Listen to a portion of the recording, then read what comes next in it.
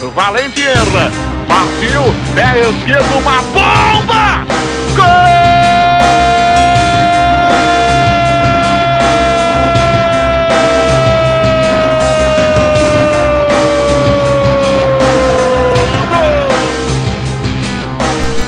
Quand on aime le foot, on parle foot.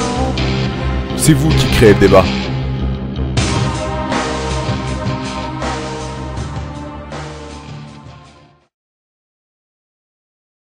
Bonsoir à toutes, bienvenue dans l'émission Quand on aime le foot, on parle foot, 100% football, 100% débat. Et ce soir, en compagnie de mes chroniqueurs, Émilie, Thomas qui va tweeter en direct notre émission comme d'habitude, donc retrouvez-le sur le Twitter.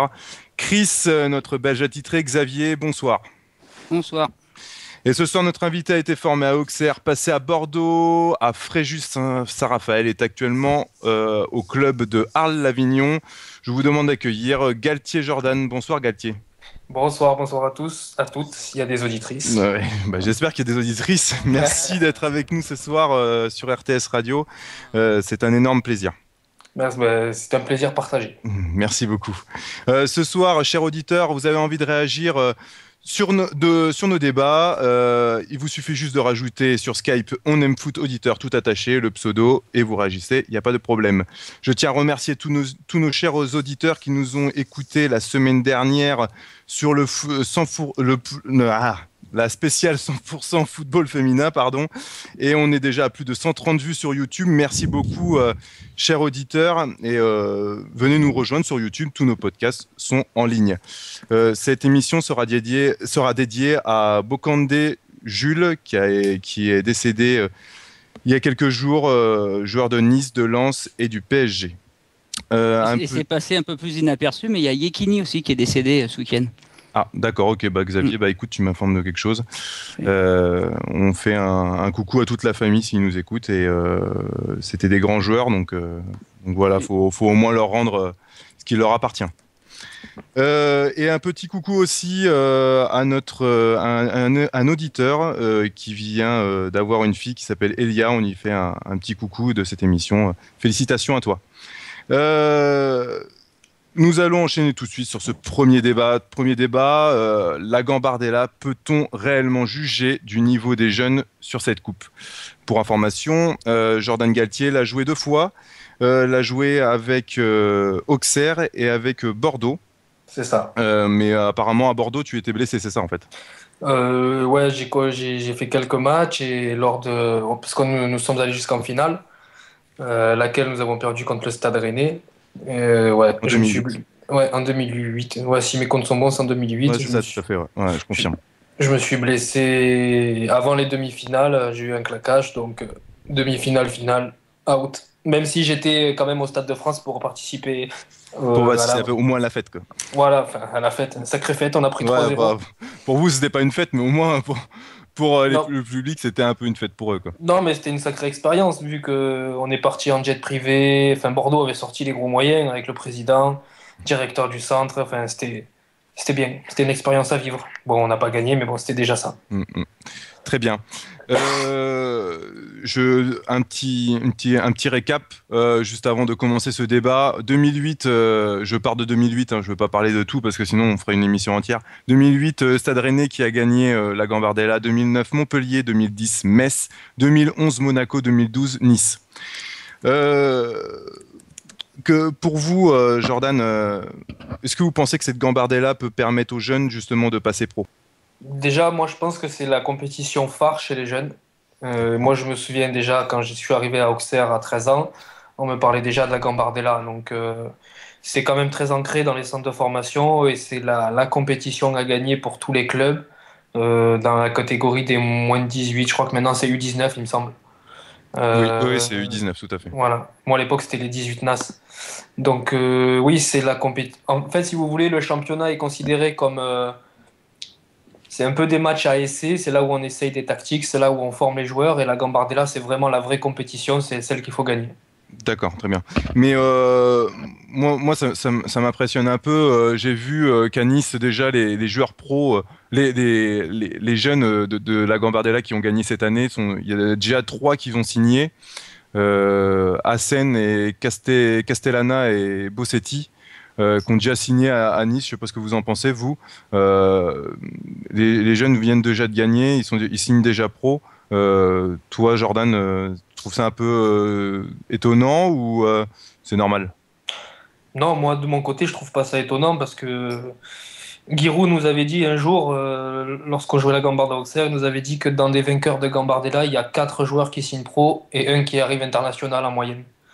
Donc voilà, c'est normal de les faire signer pro parce que dès que tu gagnes la Gambardella, tu as des clubs étrangers qui arrivent. Généralement, les jeunes joueurs n'ont pas de contrat professionnel et c'est le seul moyen pour les clubs pro de pouvoir, de pouvoir se protéger et de garder ses meilleurs jeunes. Donc pour moi, c'est pas spécialement étonnant en fait. D'accord, très bien. Ce soir, il y a Xavier avec moi. Xavier, qu'est-ce que tu penses de tout ça, toi? La Gambardella, peut-il vraiment, on peut vraiment juger un jeune juste sur une compétition, juste sur cette coupe-là? Comme le dit Jordan, il y a aussi le championnat qui joue la plupart du temps en CFA. Lui, il parle d'essai. Est-ce qu'on peut pas, juste sur une coupe après? Je sais pas ce que vous en pensez, vous.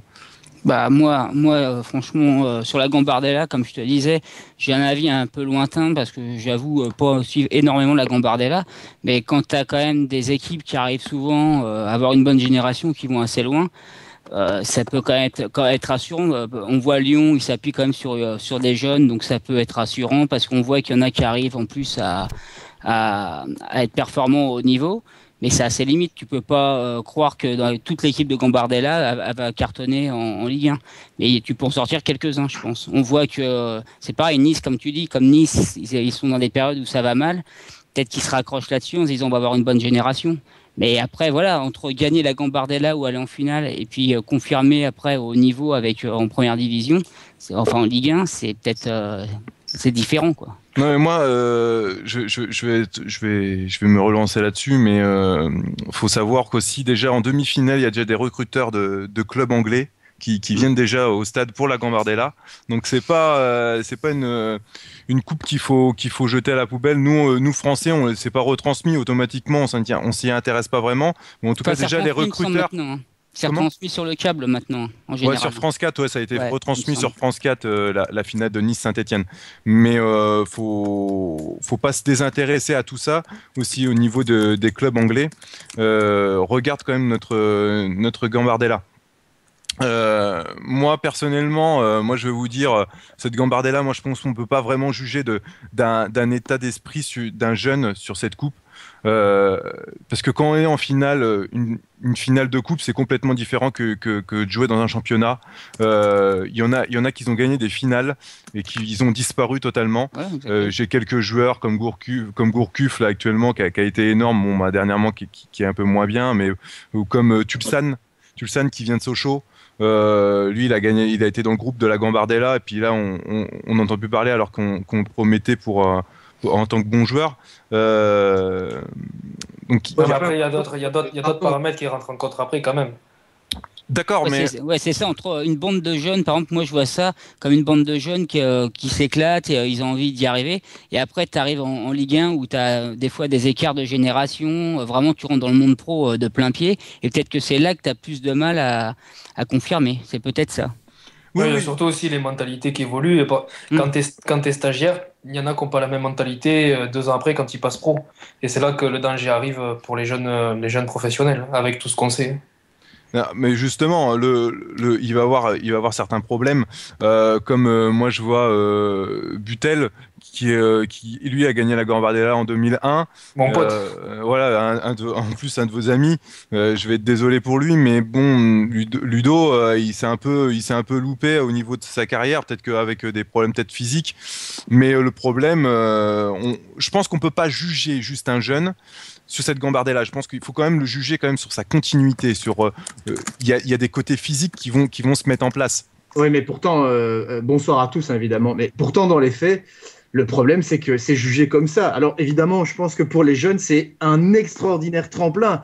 Et moi, ce que je me dis, c'est qu'il y a quand même un souci de visibilité pour les clubs. L'objectif initial, fallait savoir de cette coupe, c'était d'abord pour les clubs d'avoir une sorte de grade de la formation. Je suis pas certain qu'en termes de visibilité et de crédibilité internationale, alors certes, des recruteurs viennent parce qu'il y a des bons coups à faire, mais je suis pas certain que ce soit le juge de paix d'être garant d'un bon centre de formation pour les clubs. Si, ça l'est. Moi, je vous assure que dans les centres de formation, c'est la compétition mère. Parce que dans le championnat des 19 maintenant, les joueurs qui évoluent, c'est des moins de 17. C'est-à-dire que les meilleurs 19, ils évoluent déjà en CFA, voire en pro. Comme à Saint-Etienne, il y a Kurt Zouma qui avait l'âge de jouer la finale de Gambardella avec Saint-Etienne. Mais bon, comme c'est une pièce importante des pros, il n'a pas joué. Voilà, maintenant, c'est une compétition où il y a tous les clubs de toute l'Europe qui viennent voir les joueurs. Bon, c'est sûr que les 45e de finale, ils viennent pas les voir, les mecs. Mais à partir de demi-finale, finale, ils viennent les voir. Ouais, mais justement, est-ce qu'on peut se permettre de juger un jeune juste sur les demi-finales et une finale? C'est comme si on permettait d'avoir un jeune sur cette finale et de le regarder dans une vidéo, de faire ah ouais, il a fait un passement de jambe, bah nickel, hop, on le prend parce que. Bah, tu sais, ça se passe comme ça sur certains recrutements. Hein. Bien sûr, exactement. Ça, regarde, quand tu vas à la CAN, quand ils vont dans des compétitions, ça se passe. Là, c'est un problème de recrutement, c'est pas propre à ça. Je dirais, là où je peux te rejoindre, Chris, c'est que là, il y a le côté jeunesse. Mais quelque part, je crois que même pour un club, c'est toujours plus intéressant d'avoir cet avis-là très tôt et de pouvoir justement parer à certains défauts. Mais là, c'est le problème de la formation. Les gars, ils envoient leurs recruteurs en Afrique, etc., ou en Océanie. C'est dans des compétitions qui sont intéressantes financièrement et ils peuvent dégommer un type. Et le type, oui, c'est sur un match peut-être qu'ils vont le juger. Donc ça, c'est un problème plus de formation. Mais oui, mais justement, la question, c'est est-ce qu'on peut vraiment réellement juger un jeune sur cette coupe? Toi, qu'est-ce que tu en penses, Chris? Toi, tu penses que non? Pas sur un match, non. Pas sur un match. Moi, je vais vous citer mon exemple. Ça fait un peu mec. Non, mais t'as le droit. Mais regardez, moi, ma génération de Gambardella avec Bordeaux. Je vais vous sortir des noms, ça va peut-être rien vous dire, mais il y a Certic qui est à Bordeaux, qui est professionnel. Très bien. Hein. Il y a Paul Lannes qui joue à Ajaccio. Il y a Chris Glombard qui vient de monter avec Reims. Il y a Henri Cévé qui joue à Bordeaux. Gabriel Aubertan qui était là. Marvin Ezor qui joue à Clermont. Donc vous voyez, il y a quand même des joueurs qui, même s'ils sont peut-être pas au haut niveau, moi qui suis à Arles-Avignon, on s'en est un peu sorti et on végète entre la Ligue 2 et la Ligue 1. Donc après, c'est sûr que pour faire des stars, nous on a joué contre Yann M'Vila, Brahimi, Damien Le Tallec, voilà cette génération de Rennes. Et on voit que M'Vila, tout est allé plus vite avec lui. Hein. On voit pareil avec Belanda, il a gagné la Gambarde avec. Il y a Belanda, il y a Kabela, il y a Karkouri, Stambouli, il y a aussi Cantona, Beria. Je pense pas que c'est El Karkouri. Hein. T'as dû te tromper. Déjà, moi je crois qu'il faut pas. El Karkouri. T'as dit El Karkouri. El Kaoutari. On est en train de confondre les concombres et les bananes. Il faut pas mélanger deux choses. C'est que si pour un joueur c'est un formidable tremplin, et je pense que pour les joueurs c'est vraiment quelque chose de bénéfique. Moi je descends pas du tout cette coupe. Moi je pense qu'il y a ce côté incertitude sur le plan sportif. Et en termes de club, pour la visibilité, moi, je ne suis pas certain. Alors, j'ai bien écouté votre avis et moi, je peux comprendre, vous avez en plus cette expérience-là et c'est pour ça qu'elle nous est utile ce soir. Mais sur le fait que c'est un véritable tremplin pour les jeunes joueurs, ça, je pense que personne ne le conteste. Enfin, moins que quelqu'un. Non, c'est clair. C'est sûr que c'est le plus gros danger pour les clubs, hein, ça, c'est indéniable. Il y a un problème, de toute façon, au niveau des jeunes. Après, comme tu dis, il y a un palier à chaque fois. Moi, j'ai deux exemples. Hein. Tu vois, Yann M'Vila, il était en équipe de France. Enfin, il y a toujours, il me semble, mais cette année, c'est vraiment plus le même niveau. Il a du mal à confirmer. Quand on voit Mamadou Sakho à Paris, qui a été formé, tout le monde disait oui, c'est le grand défenseur, même de l'équipe de France. On voit que cette année, il n'y arrive pas. Donc après, il y a aussi ça. Il y a un palier à voir. Est-ce que tu vas y arriver? Il y a des choix de carrière. Il y a des circonstances dans une saison où des fois, tu peux perdre un peu confiance en toi. Donc de toute façon, même des joueurs qu'on croyait affirmés, des fois, ils ont du mal dans une saison. Pour moi, M'Vila et Sakho, par exemple, cette année, c'est flagrant, quoi. Bon, je suis pas autant sceptique que vous sur M'Vila. Moi, pour la petite histoire, j'ai fait un essai à Rennes quand je suis parti d'Auxerre et c'était cette génération-là, il était déjà là. On voyait déjà le mec vraiment, mais moi, il m'avait vraiment impressionné. Yann M'Vila, cette année, il en a peut-être un peu marre, il a peut-être pas digéré son transfert avorté. Moi, je pense que c'est un des meilleurs joueurs de notre championnat. Ouais, mais le fait là, c'est qu'il est moins bon cette année, largement. Oui, et puis il a peut-être aussi des problèmes à côté dans sa vie personnelle. Voilà. Exactement, oui. Mais moi, je vais être d'accord avec l'invité. Là, vous avez cité Mvila, Gourcuff, Sako.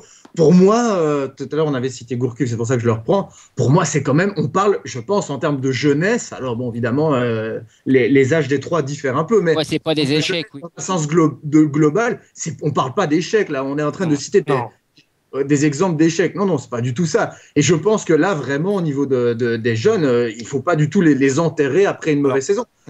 Le souci, c'est que si dans 5 ans, on dit il aura fait une bonne saison, je parle de Gourcuff par exemple, là, on pourra tirer des conséquences. Mais bon, il y a le contexte. Regardez, Gourcuff, c'est pas évident non plus dans son contexte depuis 2-3 ans. Donc voilà, il faut globaliser. Je vais citer quelqu'un d'autre. Je vais citer Damien Le Tallec, qui a gagné la Gambardella en 2008. Qu'est-ce que vous pensez de ça, vous ? Qui était à Rennes et qui est passé à Dortmund. Donc voilà, je sais pas ce que vous en pensez, vous. Qui ça ? Damien Le Tallec. Ouais, Damien Le Tallec, il fait partie de la. Il a marqué un but contre nous déjà. Oui. Et justement, qu'est-ce que t'en penses ? Parce que c'est un peu. Moi, je trouve que sa saison, c'est un peu un échec pour moi. Personnellement, je trouve que c'est un peu un échec. Il a peut-être voulu suivre les pas de son grand frère, je sais pas. En tout cas, pour moi, c'est un échec. Parce que une personne. Alors, moi, je pense qu'il a été. Je pense pas que le problème vienne que son talent n'était pas très. Enfin, peut-être que son talent a été déniché à la Gambardella, parce qu'il faut savoir qu'il est parti pas très longtemps après, si je me trompe pas, après la Gambardella pour partir à Dortmund, parce qu'il était un peu impatient de jouer à Rennes. Ça, c'est un choix de carrière, toi. Peut-être qu'il a fait une erreur, ça se trouve. Il aurait pu aller en Ligue 2 ou un petit club de Ligue 1 et y arriver, quoi. Et il a voulu partir tout de suite à Dortmund, qui n'est pas un petit club en plus. Toi, c'est ça après. Ouais, non, mais je pense que le choix de carrière n'est pas adapté. Et je pense qu'il fait partie des joueurs qui sont tombés dans le trou à cause de ça. Peut-être qu'il s'est vu aussi peut-être trop beau avec cette Gambardella à gagner, qui a fait un peu pousser des ailes. Ça rappelle le Tallec Inama Pongol, un peu ce que tu dis. Ouais, voilà, exactement. C'est pas faux. Donc voilà.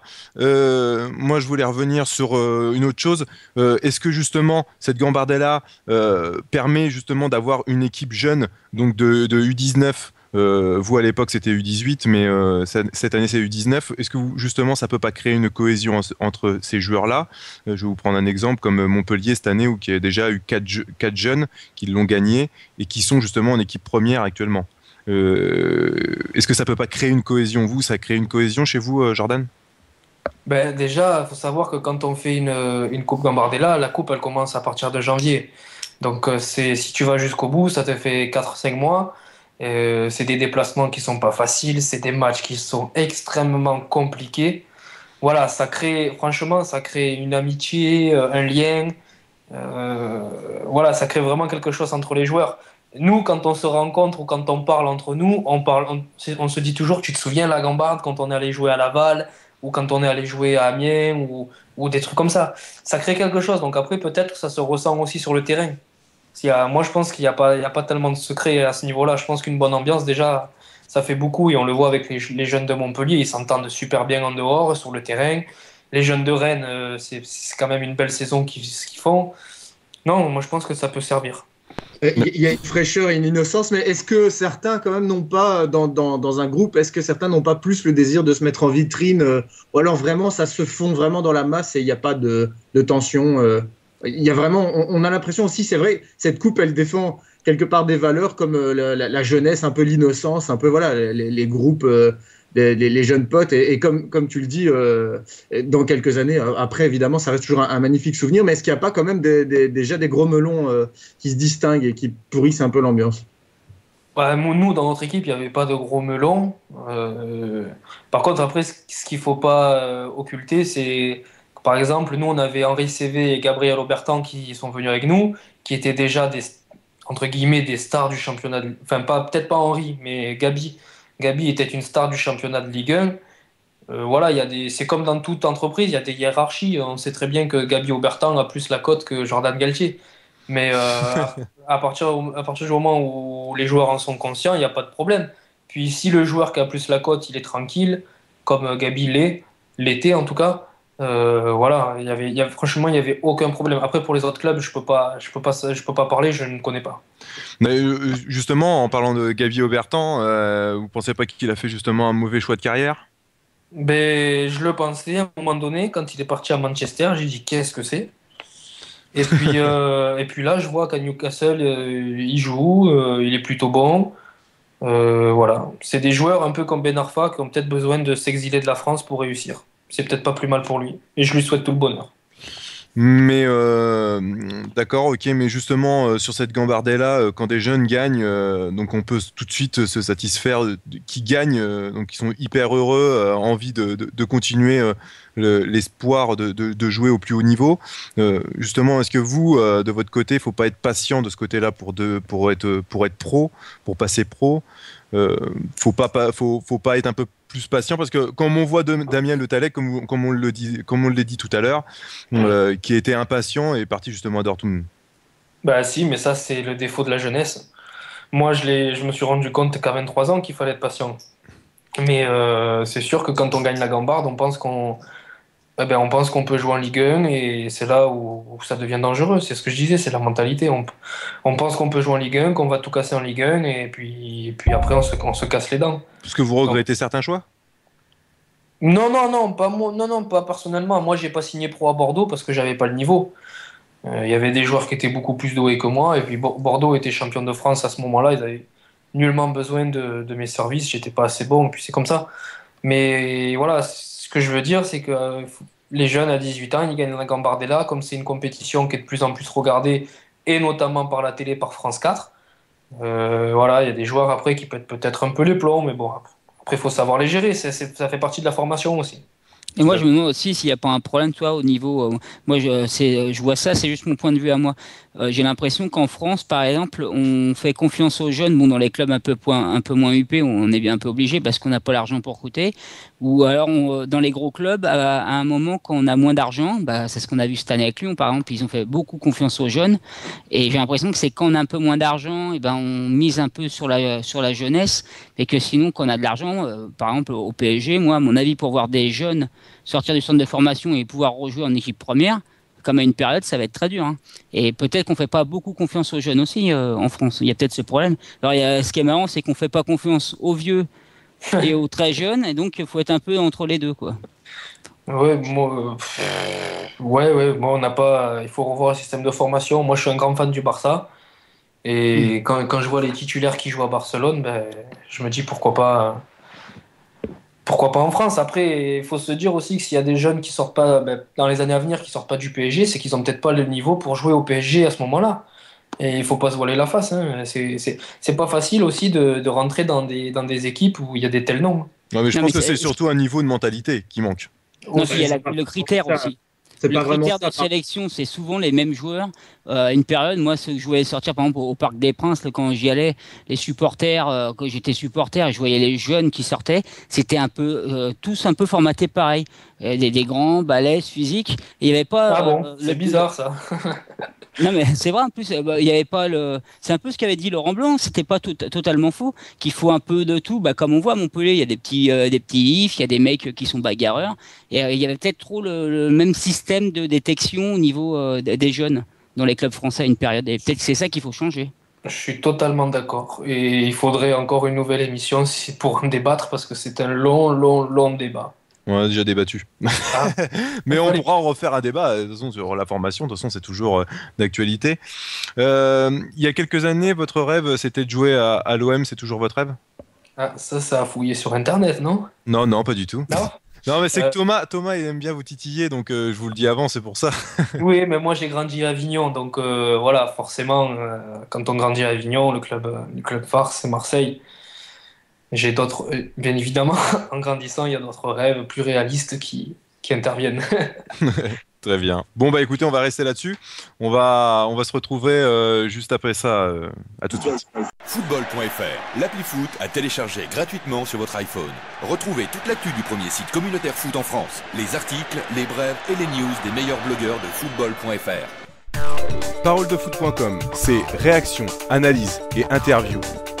Tout ça sur paroledefoot.com. Football, un média créé par des supporters. Articles, interviews et encore plein de choses à découvrir sur Football. Venez découvrir football.com. Footafricain.com. Nous vous donnerons toute l'actualité des footballeurs africains. Venez découvrir footafricain.com. Merci d'être toujours avec nous dans l'émission Quand on aime le foot, on parle foot. Et ce soir, avec paroledefoot.com, notre partenaire du deuxième débat, et nos chers membres qui ont choisi ce débat. Le débat est Lyon et Marseille, comment en sont-ils arrivés là? Chers auditeurs, vous voulez réagir à ce débat très demandé par nos membres. Alors, il suffit juste d'avoir Skype, de rajouter On aime foot auditeur. Et venez réagir avec nous en direct sur ce débat et dire votre avis sur Lyon ou Marseille, ou les deux, comme vous voulez. Ce soir, j'ai envie de dire, c'est un peu le même combat pour ces deux clubs. Lyon a gagné la Coupe de France cette année et Marseille a gagné la Coupe de la Ligue. Je ne les vois pas du tout gagner le championnat. Bon, de toute façon, c'est quasiment sûr qu'ils ne gagneront pas. De toute façon, ils peuvent même plus, même Lyon, ils peuvent plus être parmi les trois premiers. Donc voilà. Xavier il commence déjà à tracher Lyon. Ça commence. Non, mais je rigole. Mais on sait bien que de toute façon, ils ne jouent plus rien à part sauver des places au plus haut pour avoir un peu plus d'argent à la fin de saison. On va faire un point sur le recrutement de Lyon. Et de Marseille. Donc le recrutement de Lyon, c'est simple, je vous le rappelle. C'est l'arrivée de Koné, aussi l'arrivée de Dabo et de Fofana, et le départ de Delgado, de Toulalan et de Pjanic. Il était encore là en début de saison. Il a été, fait le tour préliminaire. 3 matchs. Il a juste fait 3 matchs. Mais bon, enfin, je le compte dans les départs parce qu'il n'a pas vraiment été formé. À Marseille, juste un petit récap, l'arrivée de Morel, Amalfitano, Brasigliano, Nkoulou, Diarra et Jimmy Traoré, le départ de Taiwo, Gabriel Hanze, Hilton, Edouard Cissé, Fabrice Abriel. Après, c'est des jeunes joueurs, donc je ne vais pas tous vous les donner. Le retour de Brandao à la trêve. Et le retour de Brandao à la trêve, tout à fait. Et Lucho, et le départ de Lucho, très important aussi. Hein. Oui. Donc voilà, Jordan, qu'est-ce que tu penses alors, du premier point de vue, donc du recrutement de ces deux clubs? Bon choix du côté de Lyon, mauvais choix du côté de Marseille, bon choix, vas-y, dis-nous tout. Apparemment, il y a plus de bons choix du côté de Lyon que de l'OM, vu le classement. Donc voilà. Non, mais moi, personnellement, je pense que ça fait beaucoup. Je trouve que l'OM a fait un mauvais mercato, que ce soit dans les départs et dans les arrivées. Ils ont laissé partir des aboyeurs comme Taiwo, comme Heinze, comme Edouard Cissé, et ils ont laissé partir pratiquement les seules touches techniques qu'ils avaient avec Lucho González. Et voilà, ça fait beaucoup, sachant que, comme on le disait auparavant, il n'y a pas beaucoup de formation à l'OM, et que maintenant ils se retrouvent avec un banc de touche qui est peut-être pas prêt pour jouer les objectifs que l'OM s'était fixés, au contraire de Lyon. Lyon, ils ont plus misé sur la jeunesse déjà en les faisant jouer un peu l'année dernière, et puis on voit que les jeunes tiennent la baraque tout de même. Sur Marseille, ils l'ont perdu ce mercato dans tous les cas. Ils perdent Lucho. Certes, Lucho n'était pas énorme, mais en regardant les matchs qu'il a été fait au début de saison, quand même, Lucho arrivait quand même à diriger le jeu, et c'était au moins plus intéressant de ce qui se passe avec Mathieu Valbuena. Ça reste mon avis. En tant que meneur de jeu, moi j'aime mieux Lucho, même s'il marchait, même s'il avait plus envie. J'aime mieux lui que d'avoir un Mathieu Valbuena qui court partout, et je pense qu'il n'est pas bien placé en tant que meneur de jeu. Je le mettrais autre part, moi personnellement.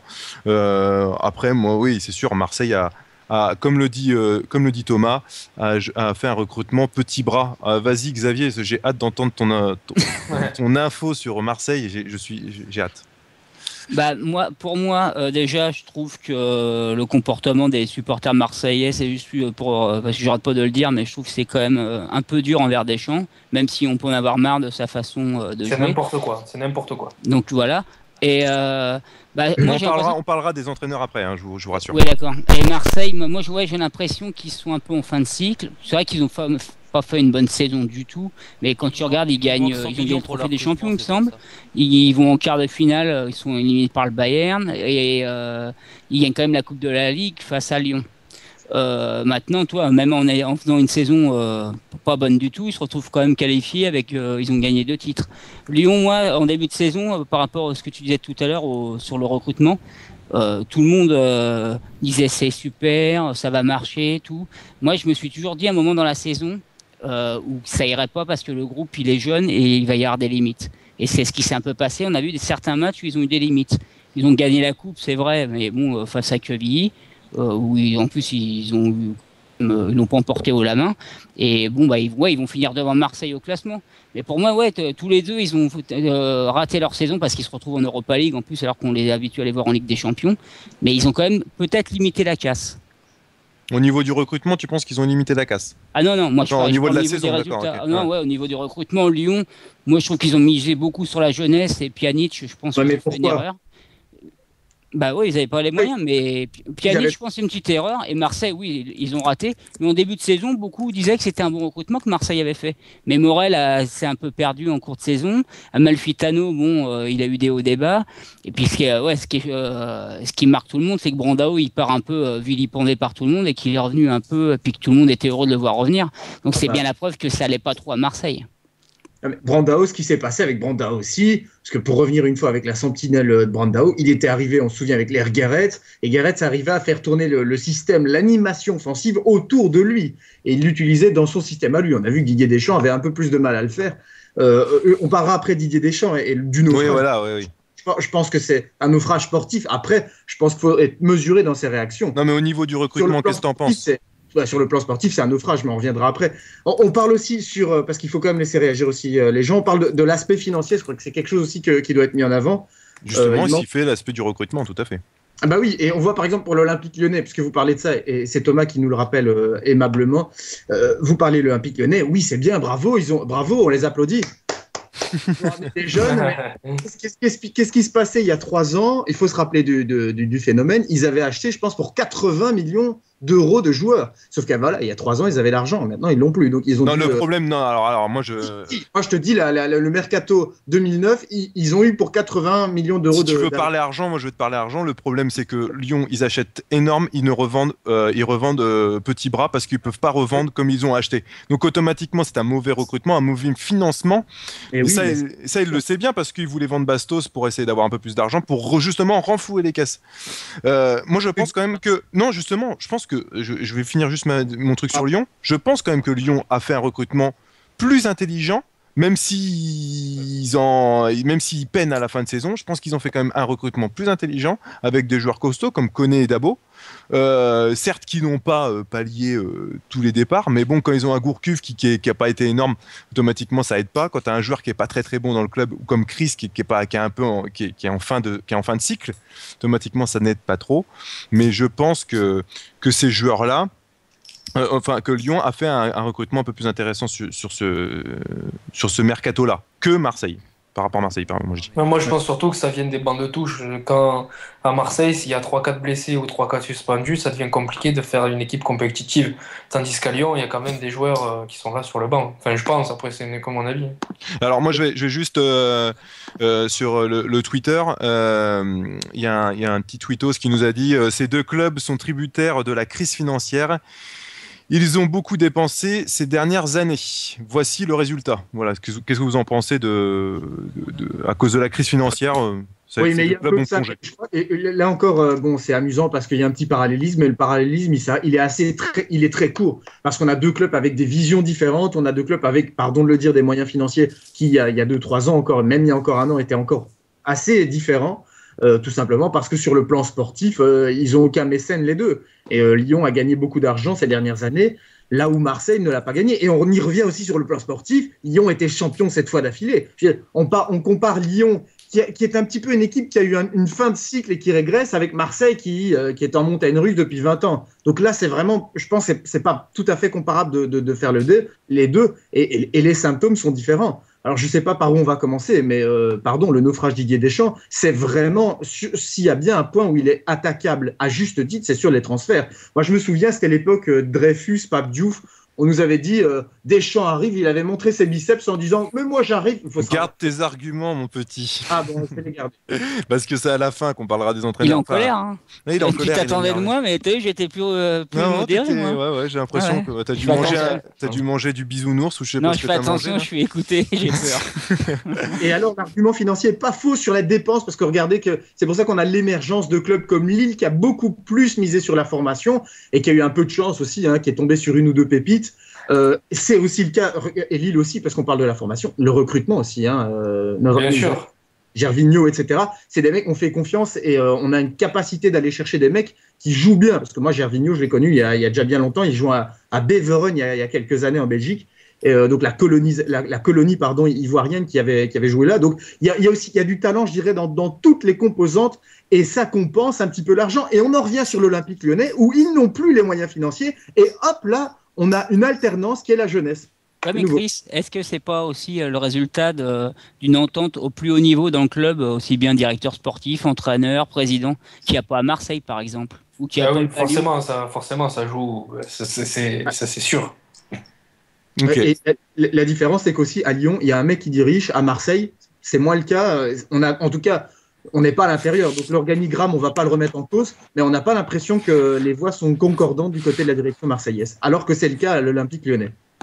Très bien. À Lyon, ça n'a pas toujours été rose non plus entre Lacombe et puis souvent les entraîneurs. Et puis Jean-Michel Aulas qui est vraiment le gros patron. Et vous savez pourquoi je dis ça? Les dirigeants, juste une petite aparté qui est très importante, les dirigeants d'Anderlecht ont été à Barcelone. Et pour prendre un peu inspiration, pour dire mais qu'est-ce qui fonctionne? Puisqu'on a ce soir Jordan qui est apparemment fan de Barcelone. Et ils ont dit la chose qui nous a le plus marqué, c'est qu'au club de Barcelone, il y a peut-être 2 personnes qui prennent toutes les décisions du club. Et alors qu'à Anderlecht, c'est pas ça. Et dans beaucoup de clubs, on a l'administration, le conseil d'administration, les dirigeants, le manager, l'entraîneur adjoint. Et donc, il y a un tas de choses, les recruteurs, les agents, etc. Alors qu'à Barcelone, les dirigeants d'Anderlecht ont dit ce qui nous a le plus impressionné, c'est l'organigramme. Il y a 2 mecs qui décident de tout. Bon, après, ça fait. D'accord, ok, peut-être que c'est, je pense, impressionnant pour ma part. C'est vrai que deux, au lieu d'avoir 15 personnes, au lieu de passer par 15 personnes automatiquement, on gagne déjà du temps. Mais bon, ça fait pas tout non plus. Faut pas tout mettre là-dessus quand même. Faut pas mettre tout ça sur leur dos. Très bien, de ton petit aparté, Chris. Deuxièmement, le système de jeu.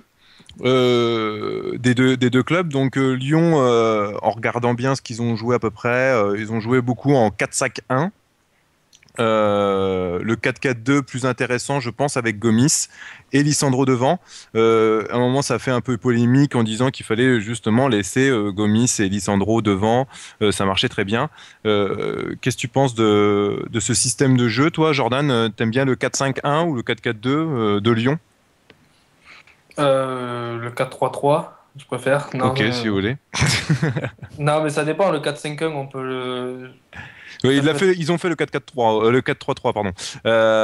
Ouais, parce qu'à un moment, quand ils étaient champions de France pendant des années, c'était un 4-3-3. Ouais, mais cette année, c'était plus 4-5-1.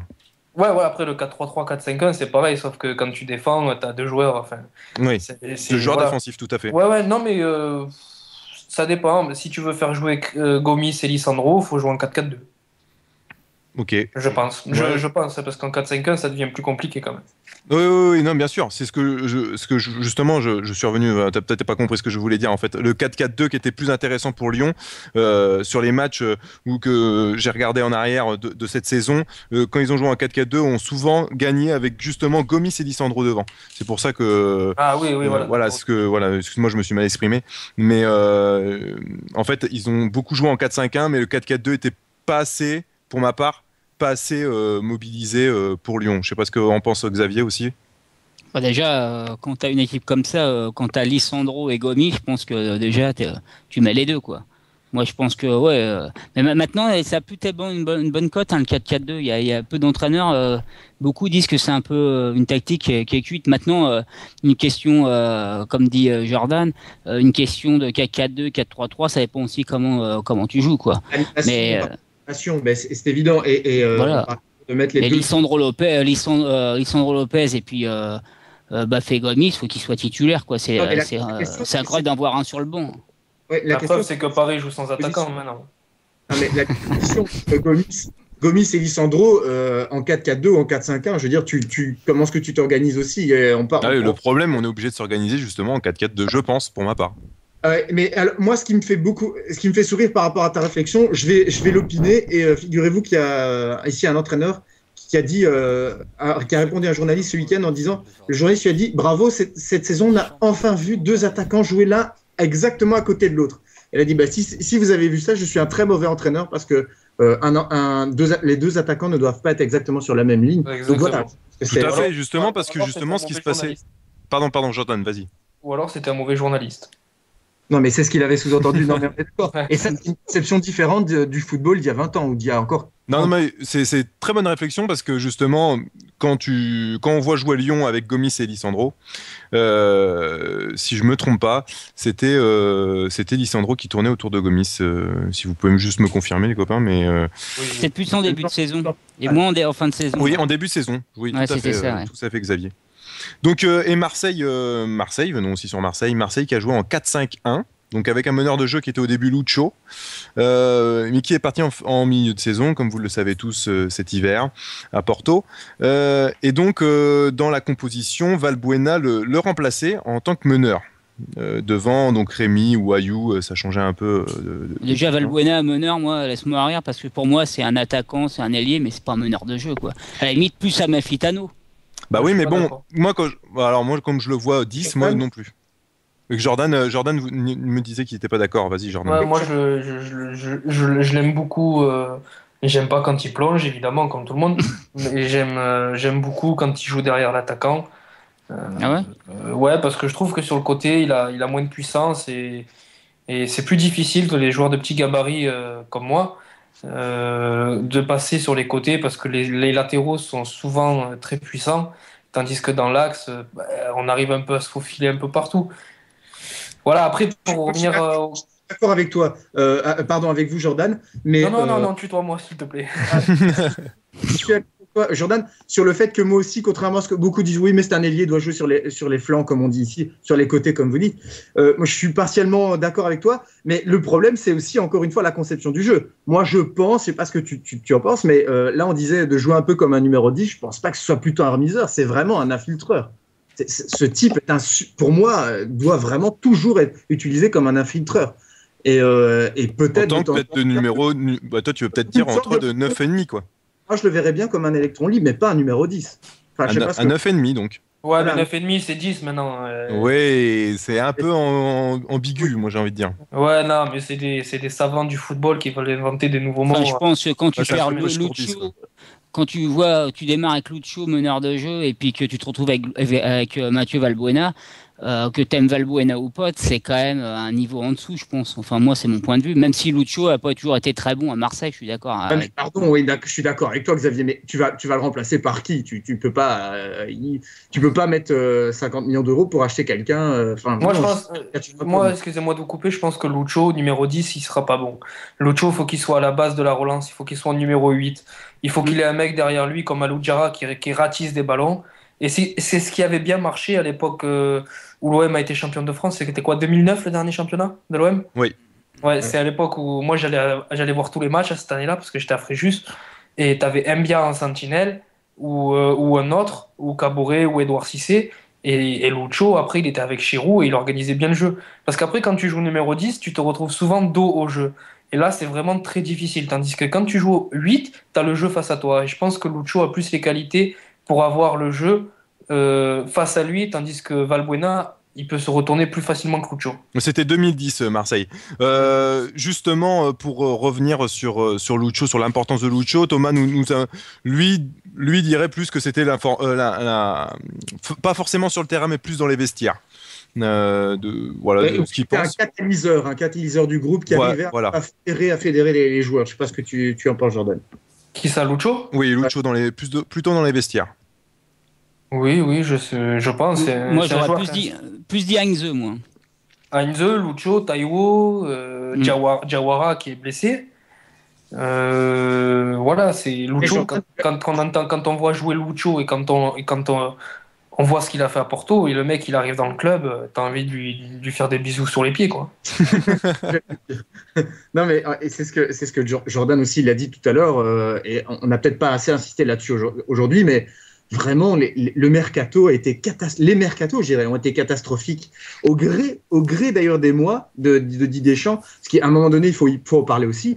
Quand il était arrivé, la principale crainte, parce que les mecs à Marseille, ils pleuraient, hein, c'était en 2009, on se souvient, ils avaient un Guéret qui était adoré là-bas, et ils disaient le seul qui va arriver, c'est Deschamps, et Deschamps était arrivé en bombant le torse. En terrain conquis déjà. Hein.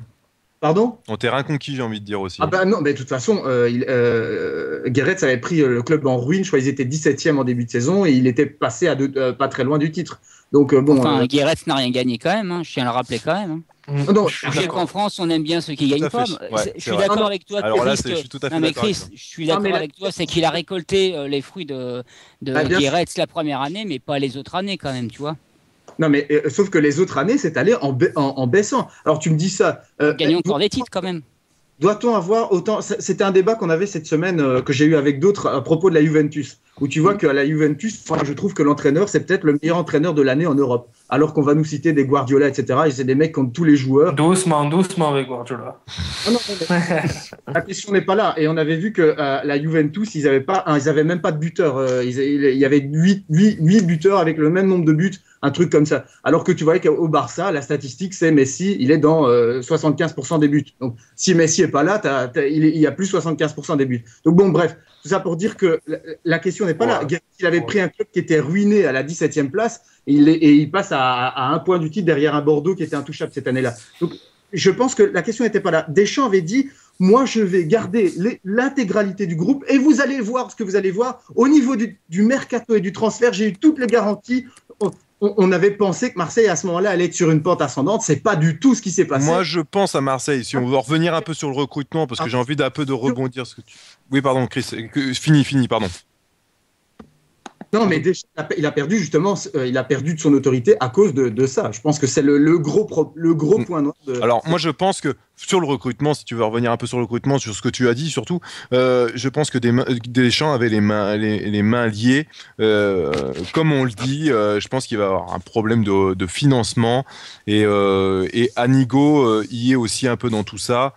Il y avait certaines choses, certains dossiers qui devaient être planifiés, finis, comme Lucho qui devait partir en début d'été, qui n'est pas parti, il devait gagner de l'argent par rapport à ça. Et par rapport à ça, ils auraient pu justement le refinancer. Il y avait aussi Gignac qui devait aussi à moitié partir, pas partir. On savait plus trop le feuilleton à la fin, on savait plus où qu'on en était. Justement, là-dessus, je voudrais, parce que je défends Didier Deschamps, mais par contre, ce qu'ils ont fait à Gignac, parce qu'on aime bien le chambrer sur le McDo, le Big Mac, tout ça, ça fait rire tout le monde. Mais ce qu'ils lui ont fait cet hiver, là. Dire où c'est non, c'est plutôt cet été. Il va à Sunderland. C'est le dernier jour, il va à Sunderland parce qu'il voulait. Non, c'était Everton, je crois. Non, il me semble que c'était un club anglais, pour faire venir un joueur italien à l'OM que Deschamps voulait. Et finalement, ça s'est pas fait. Et puis il est revenu à Marseille pour mettre en confiance un joueur déjà qui se sentait pas très en confiance à Marseille. Il y avait mieux. C'était Fulham. Pardon. C'est Fulham. Et donc, il a très, très mal géré, par exemple, le cas Gignac. Il y a des cas qu'il a mal géré, je suis d'accord. Hein. Mais ce qu'il y a, c'est vrai que ce qui parle pour lui, c'est qu'il a gagné. Il me semble que sur les années où il était à Marseille, il y avait 10 titres de distribués, il en a gagné 6, il me semble. Donc, c'est quand même, maintenant, c'est au niveau du jeu. Non, par rapport aux supporters marseillais, les mauvais, hein, écoute. Non, mais au niveau de Guéret, c'est vrai qu'il y avait peut-être plus de jeu, il faisait plus sympathique, tout, quoi. Moi, je trouve que c'est un peu fort de taper sur Deschamps. Le mec, il est parti il y a 20 ans. Il est parti avec le dernier trophée. Il revient 17 ans après. Qui c'est qui soulève le trophée? C'est lui. Et qu'est-ce qu'il fait en 2 ans ou 3 ans? Il ramène 6 ou 7 trophées. Enfin, Jordan, mais c'est pas tous les Marseillais. Hein. C'est une certaine partie. Non, mais je sais bien. Je sais bien, c'est comme partout. Mais ce qu'il a surtout fait, et c'est pour ça qu'il entre dans la légende, c'est le titre de champion. Parce que la Coupe de la Ligue, bon, on va parvenir le débat. Alors attendez les copains, attendez, je vous coupe tout de suite parce que on n'est pas passé sur les entraîneurs et vous arrêtez pas de vouloir dédier Deschamps, mais il faut arrêter à un moment donné. Le problème, c'est que tu es entraîneur. Alors, on parle pas de valeur. Mourinho, c'est l'un des meilleurs entraîneurs du monde, il est critiqué. Pourtant, personne ne dit que c'est un mauvais entraîneur. Je suis pas en train de dire que Didier Deschamps est un mauvais entraîneur. C'est pas critiqué, là-bas, ils disent carrément casse-toi. Hein. Il y a des bons rôles, casse-toi. Moi, je suis pas. Attendez, messieurs, c'est pas spécialement faramineux. Mais vas-y, Chris. On va revenir dessus. Mais avant de venir sur les entraîneurs, j'aurais dû le faire d'entrée de jeu parce que là, vous êtes énervé sur les entraîneurs, c'est horrible. Je vais revenir sur le troisième point, le plan au niveau du plan sportif de cette année. On sait que les deux clubs vont gagner la Coupe de France et Coupe de la Ligue, on va dire pour se consoler, voilà. Jordan, qu'est-ce que tu penses du plan sportif actuel de Lyon et de Marseille? Il y a des années qui se consolent. Oui, c'est vrai, c'est pas faux. Ouais, mais ça, c'est bien français aussi. Nous, les mecs qui gagnent la Coupe de la Ligue ou le Trophée des Champions, on dit c'est des coupes en chocolat, tout ce que vous voulez. Mais les mecs, quand ils gagnent en Angleterre la FA Cup, ou les mecs en Espagne la Coupe du Roi, ou en Italie, je sais pas quoi, on dit le club, il a gagné encore un titre. Et ben voilà, c'est un titre. Ça fait partie du palmarès. Et chaque titre, c'est sûr que la Coupe de la Ligue, elle vaut pas un championnat. Mais quand tu gagnes un titre, c'est que tu as une équipe qui a faim. Et moi, je pense que ça vient aussi du fait que Didier Deschamps a l'esprit gagneur. Et c'est un entraîneur qui a la gagne en lui. Alors pour toi, au niveau du plan sportif, Marseille n'a pas foiré sa saison, en fait. Ah, j'ai pas dit ça. Bah, je sais pas, tu dis en clair que la Coupe de la Ligue, c'est pas une coupe en chocolat. Bon, d'accord, je suis tout à fait d'accord avec toi. Certes, c'est un titre gagné, ce n'est pas rien. Et d'ailleurs, je voudrais revenir sur ce qu'il dit sur la coupe en chocolat. Vas-y. Aujourd'hui, on est le 8 mai. Et donc, le 8 mai 1996, le PSG gagnait une Coupe d'Europe, la Coupe des Coupes. La coupe en chocolat, comme on nous a toujours dit. Or, en France, à part la Coupe d'Europe des clubs champions gagnée par l'OM en 93 et le PSG en 96, il n'y a aucune autre Coupe d'Europe. Et c'est bien français. Cette Coupe d'Europe, c'était une coupe en chocolat, en carton. Mais il n'y a que deux Coupes d'Europe en France. Ouais, et ça, c'est vrai. Là, c'est le PSG, c'est la coupe en chocolat, ça n'a rien à voir. Voilà, exactement. Exactement, la Coupe de la Ligue, la Coupe de France, souvent on dit ouais, c'est rien. Mais c'est quand même un trophée. C'est un trophée. Ouais, moi, ça sauve la saison. Ça sauve une saison, alors. Non, ça sauve pas la saison, parce que les objectifs de Marseille, c'était tout autre. Ah, merci quand même, parce que je me suis dit, ça y est, Marseille, ça y est, ils ont gagné la Ligue des Champions, c'est bon. Ils n'auraient pas gagné la Coupe de la Ligue. La Coupe de la Ligue, ils l'auraient perdu. Là, je peux te dire un truc, la fin de saison, elle aurait été encore plus tendue à Marseille, à mon avis, au niveau des supporters, etc. Ça a un peu adouci... Enfin, c'est léger, un peu calmé. Vraiment léger. Hein. Vraiment, c'était vraiment, on va dire. Alors maintenant, si Montpellier est champion, c'est la saison de rêve. Ouais, pour l'OM. Et Lyon. La Coupe de France, ils ont gagné la Coupe de France. Ils ont sauvé leur saison. Enfin, on va dire qu'ils ont, peint le mur qui était très noir actuellement de Lyon. Quoi, la finale. Hein. Encore une fois, on va pas dire. Mais voilà, et c'est ça, Xavier. Là, c'est une hypocrisie, c'est un double discours. Parce que moi, je suis cohérent. Moi, je dis que Marseille cette année, la Coupe de la Ligue, pardon. On parlait, Didier Deschamps a faim, mais c'est surtout les autres qui étaient en grève de la faim, les autres clubs, parce que la Coupe de la Ligue. Ça, c'est pas le problème. Ça, c'est pas le problème de Deschamps. Ça, Non, mais je dis pas. Non, pas. Et pour revenir sur le débat d'avant. Et là, sur sur Lyon, qu'on dit qu'il gagne la Coupe de France, mais oui, mais c'était que vie en finale. Bah oui, c'est le problème entre guillemets même. C'est une coupe, mais oui, voilà, le titre est gagné. Donc ici, on peut pas. Il faut être cohérent. C'est ça que je veux dire. On peut pas. C'est vrai qu'on a l'impression comme ça que Lyon a moins raté sa saison que Marseille. Mais quand tu regardes de près, je pense que c'est à peu près équivalent. Oh non, les deux ont loupé leur saison. Pour moi, personnellement, Lyon et Marseille, ils ont perdu leur saison. Vas-y, Jordan, excuse-moi. C'est ce que je te dis, oui. Eux, ils veulent jouer la Ligue des Champions. Leur objectif, c'est d'être dans les 3 premiers. La saison, elle est loupée pour ça, en fait. C'est tout. C'est ça qu'ils veulent dire. C'est quoi l'objectif en début de saison? Parce que moi, je comprends pas. Quand Deschamps est arrivé, ils étaient à un point du titre. Ils avaient dit on va être champion chaque année. C'est quoi l'objectif alors en championnat? C'était champion, il l'annonçait pas vraiment pour moi personnellement, mais je pense que c'était champion.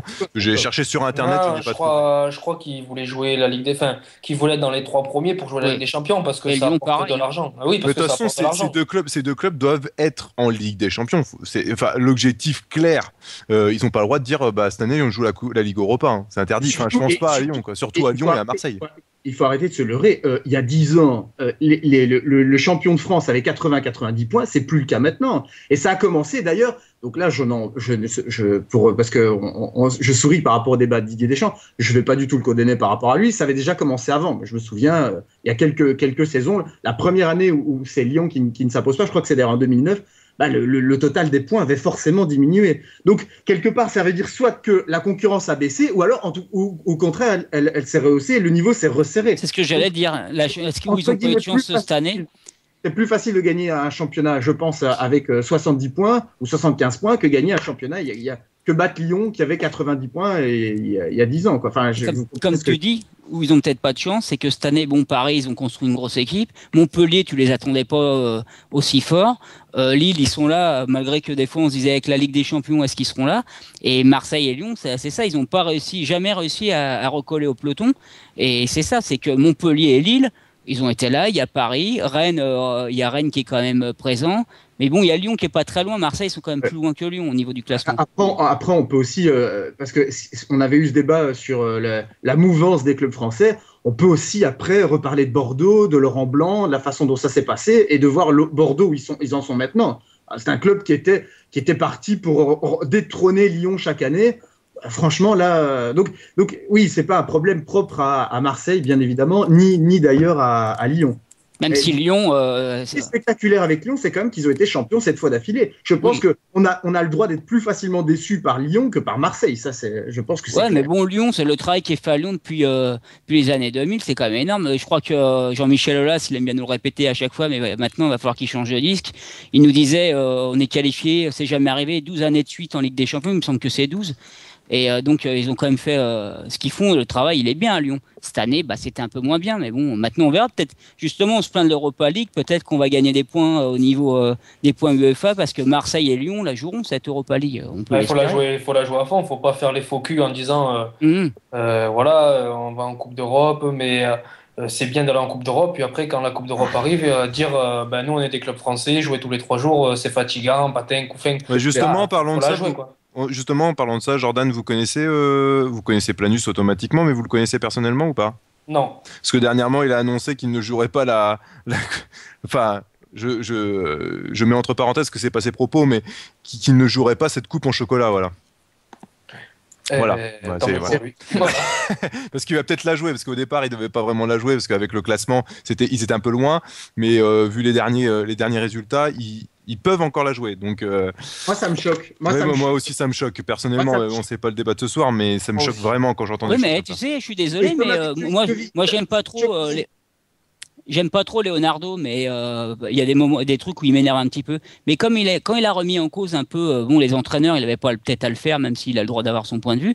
Mais quand il avait dit l'état d'esprit en France, la mentalité des Français, c'est quand même là, toi, c'est problématique parce que tu l'entends et puis tu vois souvent on joue pas l'Europa League, c'est la coupe au chocolat, on n'a pas envie de la jouer. Il avait peut-être pas tort dans ce qu'il avait dit. Et d'ailleurs, moi, c'est un débat que j'aurais bien aimé qu'on ait un jour parce que on l'a déjà eu. Ah ouais, vous l'aviez eu. Mais j'étais pas là, mais c'était pas tout faux ce qu'il a dit. Il avait pas totalement tort. Il a tapé, il a pointé le doigt là où ça va pas en France. Moi, j'ai eu des débats aussi avec des gens à propos de ça. Je suis pas supporter du PSG, loin de là, mais quand même. Compris. Non, mais voilà, c'est pas. Vas-y. Mais Leonardo, dans ce qu'il dit, il a totalement raison. Enfin, je peux pas lui donner 1% de tort dans ce qu'il dit.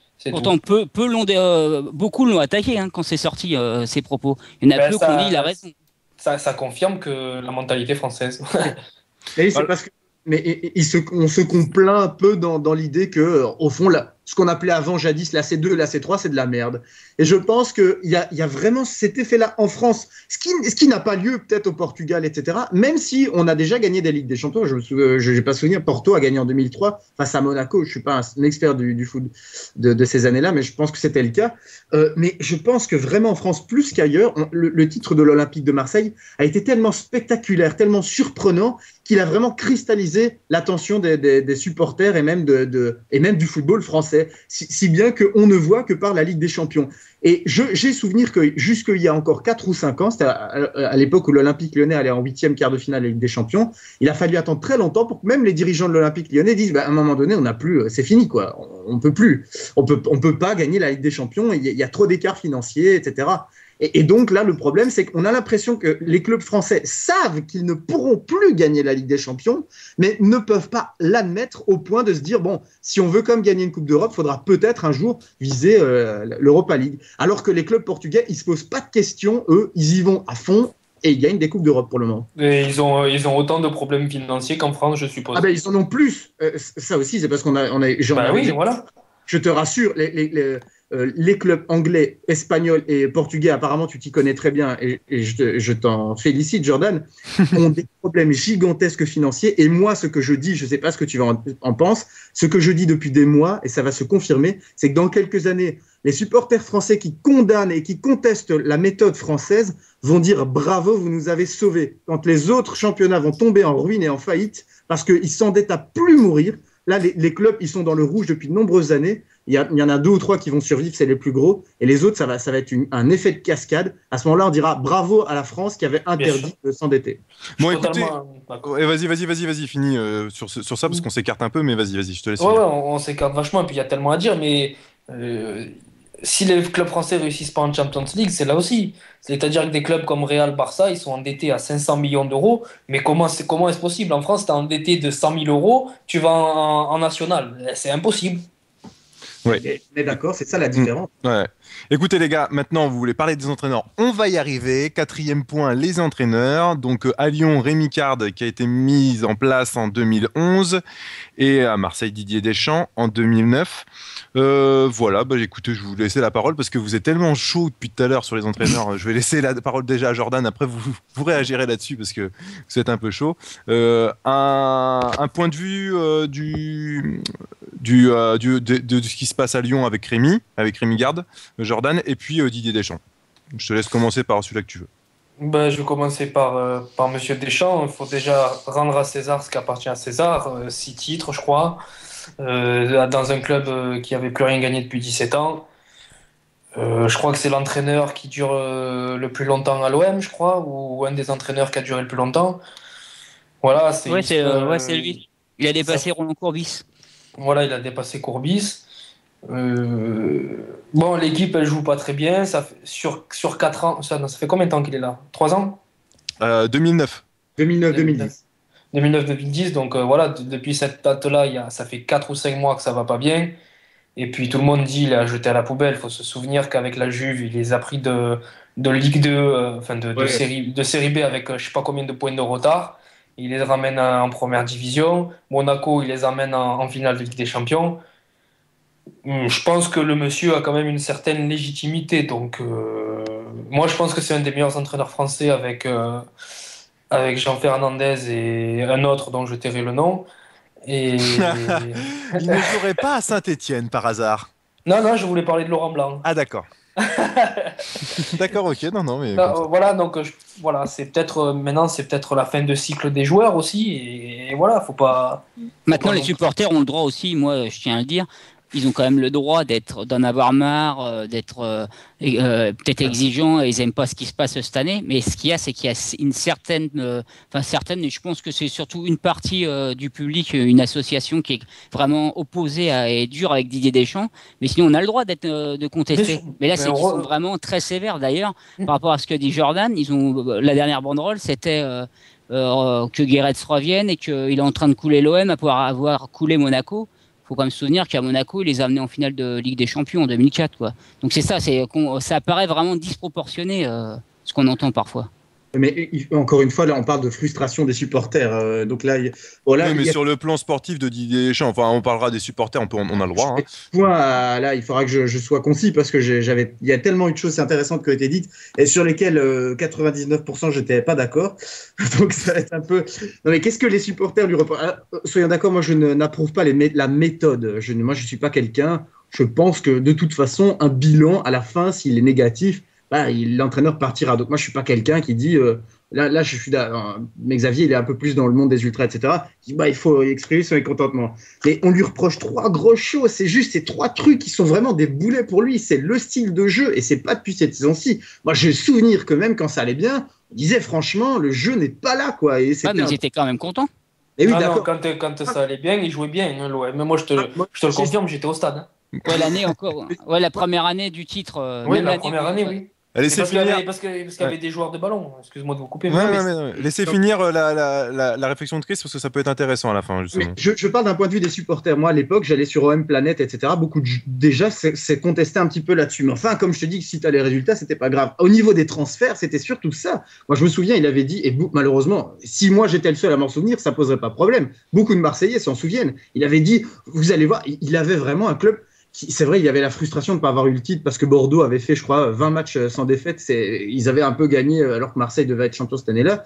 Et il avait dit, je viens avec mes exigences, je vais moi-même m'occuper des transferts. On se rend compte depuis 3 ans que les transferts, c'est une calamité absolue. Et c'est là-dessus son plus gros boulet. Je pense que si on mettait ça de côté, à la limite, le bilan serait positif. Et alors, c'est vrai, ça, moi, je lui reproche pas ça, mais beaucoup lui reprochent la communication en disant, il est un petit peu fade. C'est vrai que quand tu avais la grande gueule qui était juste avant lui, le contraste est saisissant et important. Mais voilà, je pense que la communication, le jeu et les transferts, ça fait 3 gros boulets. Alors, à côté de ça, effectivement, il a ramené, je crois, c'est le titre, parce que le jeu, il l'avait, l'équipe, il l'avait. Il a ramené le titre, et ça, c'est sans doute, il entre dans la légende de Marseille, hein, on est bien d'accord. Ouais. Et c'est vraiment le titre. Je pense que s'il n'avait pas été champion, il aurait peut-être pas eu toutes les coupes de la Ligue après. Je pense que ça vraiment. Et je crois que d'ailleurs, il avait commencé par une coupe de la Ligue, hein, pour être exact. Ouais. Juste pour après, vous pourrez réagir sur les propos de Chris. Un tweetos qui nous dit Deschamps fait avec ce qu'il a, Morel, Almafitano, Fanny, Caboret et compagnie, ça fait pas rêver beaucoup de clubs de Ligue 1. Voilà ce que. Là, je réagis. Là, je réagis. Il avait dit, je m'en souviens, il avait dit, je vais avoir un œil sur tous les transferts, et si je viens, c'est moi qui m'occuperai moi-même des transferts. Pardon, mais si c'est loupé cette année. Moi, je pense aussi. C'est lui qui a échoué alors. C'est tout. Non, mais je pense pas que ce soit le seul à gérer les transferts à l'OM. Je crois pas que ce soit lui qui fait venir Gignac. Il l'a mal dit alors. Ouais, non, mais après, dans la com, il a peut-être pas été excellent aussi. C'est quand tu remets en cause un entraîneur, tu remets en cause celui qui est avec lui normalement, ou alors c'est qu'ils travaillent vraiment pas ensemble, ou que ils ont pas. De toute façon, c'est pareil quand tu t'entends pas. Comment veux-tu que ça marche? Mais moi, ce qui me surprend, c'est qu'on remet en cause vraiment Deschamps lui-même et pas certaines personnes autour. Et ça, c'est ça que je trouve ça dérangeant. Sinon, c'est vrai, tout ce que tu dis là, t'as raison dans tout ce que t'as dit, Chris. Hein, là. Je suis d'accord avec toi au niveau des transferts. Ouais. Et encore, il y a quelqu'un qui a explosé cette année, c'est Nkoulou, que beaucoup pensaient au début que c'était un recrutement pas terrible et qu'il a peut-être été dans les meilleurs Marseillais de l'année, quoi. Alors moi je tiens à vous le dire, moi de mon point de vue, je pense que Deschamps c'est un fin de cycle. Son discours, je pense qu'il commence à ne plus passer. Dans les vestiaires aussi, il faut savoir qu'aussi au bout d'un certain temps, un entraîneur, voilà, et quand il connaît bien ses joueurs, automatiquement peut-être que les discours passent moins bien. Un entraîneur, pour moi, c'est 3 ou 4 ans grand max dans un club. Pas toujours. Après, pas toujours, il y a des exceptions qui confirment la règle, je suis d'accord avec toi, mais je pense que Deschamps c'est un fin de cycle, on le verra partir en fin de saison, je pense aussi. Voilà mon point de vue sur Deschamps, je ne sais pas ce que vous en pensez, mais voilà. Je suis pas d'accord avec ton argument. Je pense que le plus important pour un entraîneur quand il doit durer, c'est qu'il se sente toujours soutenu, et que surtout pas lui, mais les joueurs savent qu'ils n'ont pas intérêt à bouger l'orteil parce que la direction dira derrière, nous on plébiscite notre entraîneur. C'est ce qui se passe dans tous les clubs. Dans tous les clubs où l'entraîneur a réussi, les premières années, les dirigeants de ce club-là, il n'y a pas une seule exception. Les dirigeants de ce club-là ont dit, les joueurs, fermez votre bouche, c'est l'entraîneur qui est le boss. Et je pense que ça, c'est vraiment quelque chose qui est très, très important. Et bon, visiblement, il n'a pas eu cet appui-là. Et moi, je voulais un peu le défendre aussi quelque part, parce qu'il ne faut pas que ce soit totalement à décharge non plus.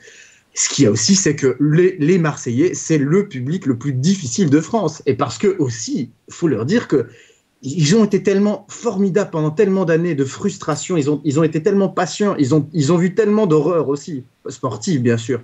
À un moment donné, quand ils ont eu le succès, on leur a vendu du rêve. Il faut se rappeler, l'arrivée de Deschamps, c'était le dieu qui remplace un dieu, hein, parce que le dieu, sur les résultats, allait remplacer le dieu au niveau de la popularité. Moi, je me souviens... C'était le dernier à avoir soulevé une coupe à Marseille, c'est surtout ça qui a été repris dans les médias, et ils ont adoré ça. Hein. Et puis le capitaine de l'équipe de France de 98, il y avait cet esprit-là, le capitaine de l'équipe de France 98 avec l'esprit 93. Alors, on leur a vendu du rêve, donc bon, au final, voilà, la marchandise, elle est très bonne parce que c'est un très bon entraîneur, mais on leur avait promis le Graal, ils sont pas... on peut pas tout avoir non plus, il y a des circonstances comme le recrutement, comme tu l'as dit tout à l'heure. Je voudrais juste dire quelques mots aussi sur Rémi Garde, parce que j'ai l'impression qu'on parle que de Marseille là ce soir, je tiens à vous le dire quand même. Moi, Rémi Garde, je pense qu'il est arrivé dans un club à Lyon, et comme on le dit tout à l'heure, au niveau des finances, obligé de vendre, et n'arrive pas... il fait avec ce qu'il a, quoi. C'est pareil qu'à Marseille, un peu on dirait, hein, mais il fait un peu avec ce qu'il a. Il a un banc très jeune, et ils vont, je pense, Lyon l'année prochaine encore miser sur la formation, plus que Marseille. En tout cas. Ouais, t'as l'impression il avait plus de potentiel dans l'équipe. De jeunes ? Ah oui, tout à fait. Et même de banc qu'à Marseille. Ça apparaît un peu plus. C'était un peu plus solide. C'est là où l'OM a fait une grosse erreur. C'est pas tellement les mercatos, c'est surtout de ne pas avoir prévu d'avoir de bons jeunes pour remplacer les jeunes. Il y a quand même eu Ayou, les frères Ayou quand même, non ? Tu les trouvais pas bons ? Si, je les trouve bons, mais après. Ah oui, d'accord, Jean-Michel Sabot, mais c'est vrai que Caboret c'était pas mal non plus, mais c'est pas excellent. Non, il est pas formé à l'OM, Caboret. Oui, non, pas la formation, pardon, excuse-moi, oui, la formation, oui, non, mais en formation à l'OM, oui, c'est un gros point noir de l'OM depuis un petit moment aussi, non ? C'est des années aussi. Je pense aussi à Lyon, il y a une unité entre le président, le conseiller, l'entraîneur et. Maintenant. Parce que plus elle Lacombe, c'était pas l'unité. Non, mais on parle de Garde, donc c'est pour ça. On sent qu'avec Garde, Lacombe et Aulas, c'est pour ça qu'on a peut-être moins à dire sur Lyon, parce que Garde, on a l'impression il est là et puis ils lui font vraiment confiance que même s'il avait rien gagné cette année, Aulas, même Lacombe l'aurait pas remis en question, je pense pas. Il sera peut-être plus jugé l'année prochaine. Mais Garde, c'est pareil, il arrive de 4 ans sans trophée à Lyon, il gagne un trophée, voilà. Oui, c'est vrai. Mais moi, Garde, je suis mitigé parce que son début de sa première année est voilà, il est entre les deux. Mais moi, je vais pas être trop difficile parce qu'il a de fameuses circonstances atténuantes. Il sauve quand même bien la saison. Au final, c'est pas de sa faute si il a affronté une équipe nationale en finale. Hein. Ça, il n'y peut rien en finale de la Coupe de France. Qu'est-ce que je devais dire aussi sur Rémi Garde ? J'ai oublié. Mais au final, ce qu'on peut quand même dire, c'est qu'il a le bénéfice du doute.